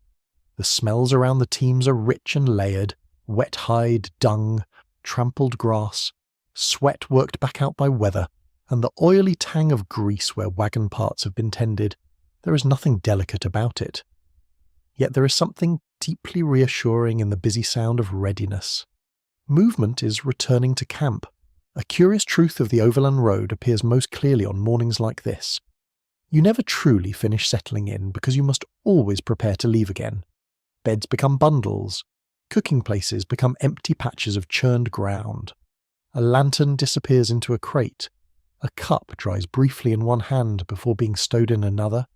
The moving home folds itself up piece by piece. It is domestic life taught to travel light and trust very little. Historians still debate how much emigrants came to prefer this rhythm and how much they merely endured it. Some journals suggest a growing competence, even pride, in breaking camp quickly, arranging loads wisely, and repairing small damage without fuss. Other records reveal grinding fatigue and the longing to stop improvising every single necessity. Both can be true. Skill does not erase weariness. A person may become very good at hardship while still wishing hardship would kindly go elsewhere. You sip again and watch steam drift from the pot, nearby. A woman shakes a blanket hard enough to send droplets flying in a silver arc. She laughs when a child complains about being sprinkled. That laugh matters. Morning after discomfort often produces a brief clear cheerfulness. Not because conditions are easy, but because the night did not defeat anyone. Survival has its own bright little humour. The camp starts to sound fuller. Metal on wood, a pan set down, a wheel tested with a boot, someone calling to gather a missing cup, someone else replying that the cup is under the same wagon where the chicken was found, which suggests the camp is developing a small republic of fugitive objects. Routine chaos. It may not be graceful, but it is lively. The sky remains overcast, though the cloud cover has softened from iron to pearl. Beyond camp, the trail runs ahead in dark ribbons and broad patches where wheels have kneaded the earth into thick mud. Travel today will be slow, everyone can see that. There is no sense pretending otherwise. The trick on such mornings is not to seek speed, but to preserve the teams, protect the wagon, and keep tempers from becoming as sticky as the road. You think of how many journeys west were shaped not by dramatic crises, but by these accumulations of weather and ground. A stormy night, a muddy departure, an extra hour lost to tightening a hub, a cautious stream crossing because the banks have gone slick. Time on the trail stretched or shrank under practical conditions far more than under ambition. The map might declare one thing. The earth had its own timetable. The last of the bedding is folded and jammed into place. Blankets are stacked. Damp edges are turned inward where they might offend less. The mug that spent the night under the leak is emptied onto the ground and returned to ordinary service without thanks, which feels slightly rude after such loyalty. The wagon interior resumes its daytime arrangement, crowded but purposeful. Every object must fit not only where it belongs, but where it can survive jolting, shifting, and the relentless grammar of movement. A small scholarly puzzle remains around early overland packing habits. Researchers studying inventories and surviving accounts note that emigrants often balanced utility with sentiment in ways that seem irrational on paper and entirely human in practice. Why carry a keepsake cup, a book of sermons, a family portrait, a bit of ribbon, a child's toy, when each pound mattered? Because people were not merely transporting bodies and flour. They were hauling identity across a continent. A wagon load was part pantry, part workshop, part memory chest. The breakfast pot is scraped clean with commendable efficiency. Children are buttoned, tied, or otherwise persuaded into presentable forms. Hats go on, shawls are adjusted. One man lifts a sack and discovers it has absorbed more water than hoped. His expression suggests an extended moral disappointment in rain. Another kneels by the wagon wheel to examine the mud packed around the rim, then begins chipping it away with a stick. Mud could add awful weight to the wheels. Every turn would count. A little fringe tidbit from trail life suits the scene perfectly. Some travellers, when faced with repeated wet camps, supposedly developed strong opinions on the best method for drying socks from body heat alone, tucking them under clothes, near skin, or around a warm bottle or brick if luck allowed. It sounds like the sort of advice generated by discomfort, which is to say some of the most sincerely tested advice in the world. At last the first wagon ahead of you begins to move. It does not glide, it lurches. The wheels resist, then roll with a wet tearing sound as the mud releases them one reluctant inch at a time. The oxen lean forward, slow and implacable. Wood creaks, harness tightens. The wagon inches onto the trail, leaving behind deep shining tracks that fill slowly with water. That first movement carries a strange power. Once one wagon goes, the camp stillness is broken. The day has committed itself. Your own wagon follows the same pattern. The team is urged on, not harshly but firmly. The wheels complain, then submit. The whole vehicle shifts under load and begins to move. You feel it in the boards, in the pull of the tongue, in the small avalanche of objects settling into their travelling voices. Tin taps, rope rubs, leather strains. The wagon wakes into motion like an old creature that never wanted to stop in the first place. You climb up and settle into your narrow place, one hand on the side rail, the damp morning air brushing your face. Camp begins to unravel behind you. Ashes, footprints, wheel ruts. One or two forgotten scraps of life in the mud. A place that held warmth. Stories, dripping canvas, and sleeping bodies only hours ago is already turning back into open ground. That is the strange sadness of the trail. Human life can press itself vividly into a space and then vanish from it by breakfast. The prairie spreads out ahead under its soft grey sky, wet and shining. Water beads along grass stems. Low mist drifts across the flats. Birds lift from somewhere unseen. The world looks clean in a stern, unsentimental way, as though the rain has rinsed it without making it kinder. Yet there is beauty in that too. Not the beauty of welcome exactly. More the beauty of scale, distance, and freshened air after strain. You pass another wagon where a child peers out from beneath the flap with the solemn face of someone already composing a lifetime opinion about mud. Farther on, a woman walks beside the wheel rather than ride. Skirts lifted from the worst of the muck, posture steady despite fatigue. This was more common than many later imaginations allowed. Wagons carried goods, the very old, the very young, the sick, and the occasional fortunate sitter when conditions allowed. Many healthy adults walked beside them for long stretches to spare the teams and make better time. The heroic image of everyone comfortably rolling west under canvas leaves out a great many sore feet. The trail narrows slightly where runoff has bitten one edge into a ragged line. Men ahead gesture and guide wheels carefully through the firmer section. No one wants a wagon tilted too far in mud this early in the day.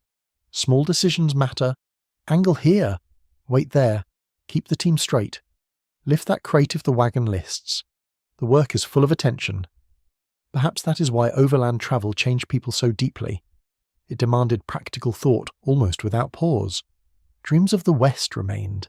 Yes, but they had to ride atop thousands of minute judgments. As the wagon settles into its slow wet rhythm, the night already begins to transform inside your mind. Not vanish, but soften. The leaks, the cold, the cramped boards, the metallic tap of water in the mug, the quiet hour before dawn, all of it slides into the strange category of things endured and therefore somehow possessed. Hardship once survived becomes narrative almost immediately. That is how the trail enters memory, not as comfort, but as meaning. And now, with the wheels turning and the morning widening around you, the day carries you onward. The motion steadies. The oxen lean. The wagon creaks. The rain-washed world moves past in muted grey and green. You let your shoulders drop at last and feel the rhythm of the road take hold once more. The hardest part of the night is gone, but not wasted. It has left behind its small lessons in patience, thrift, irritation, endurance, and the odd tenderness that rises when human beings must share discomfort without much room for vanity. The camp behind you is already dissolving into distance, yet the memory of it remains warm in a few stubborn corners. Lantern glow on wet hands, coffee steam in cold air, blankets dragged away from leaks, voices lowered so children could sleep, a mug catching rain in the dark with quiet devotion. The morning grows softer as you travel. Mist thins. Light spreads more generously across the land. Even the mud begins to look less like an insult and more like a condition to be managed. Perhaps that is as hopeful as the frontier ever honestly allowed. Not the promise of easy days, but the proof that difficult ones can still be lived through. So you ride and walk and sway inside this moving patchwork home, while the Oregon road stretches onward under a pale sky, and little by little the weariness of the night loosens its grip. The air grows gentler.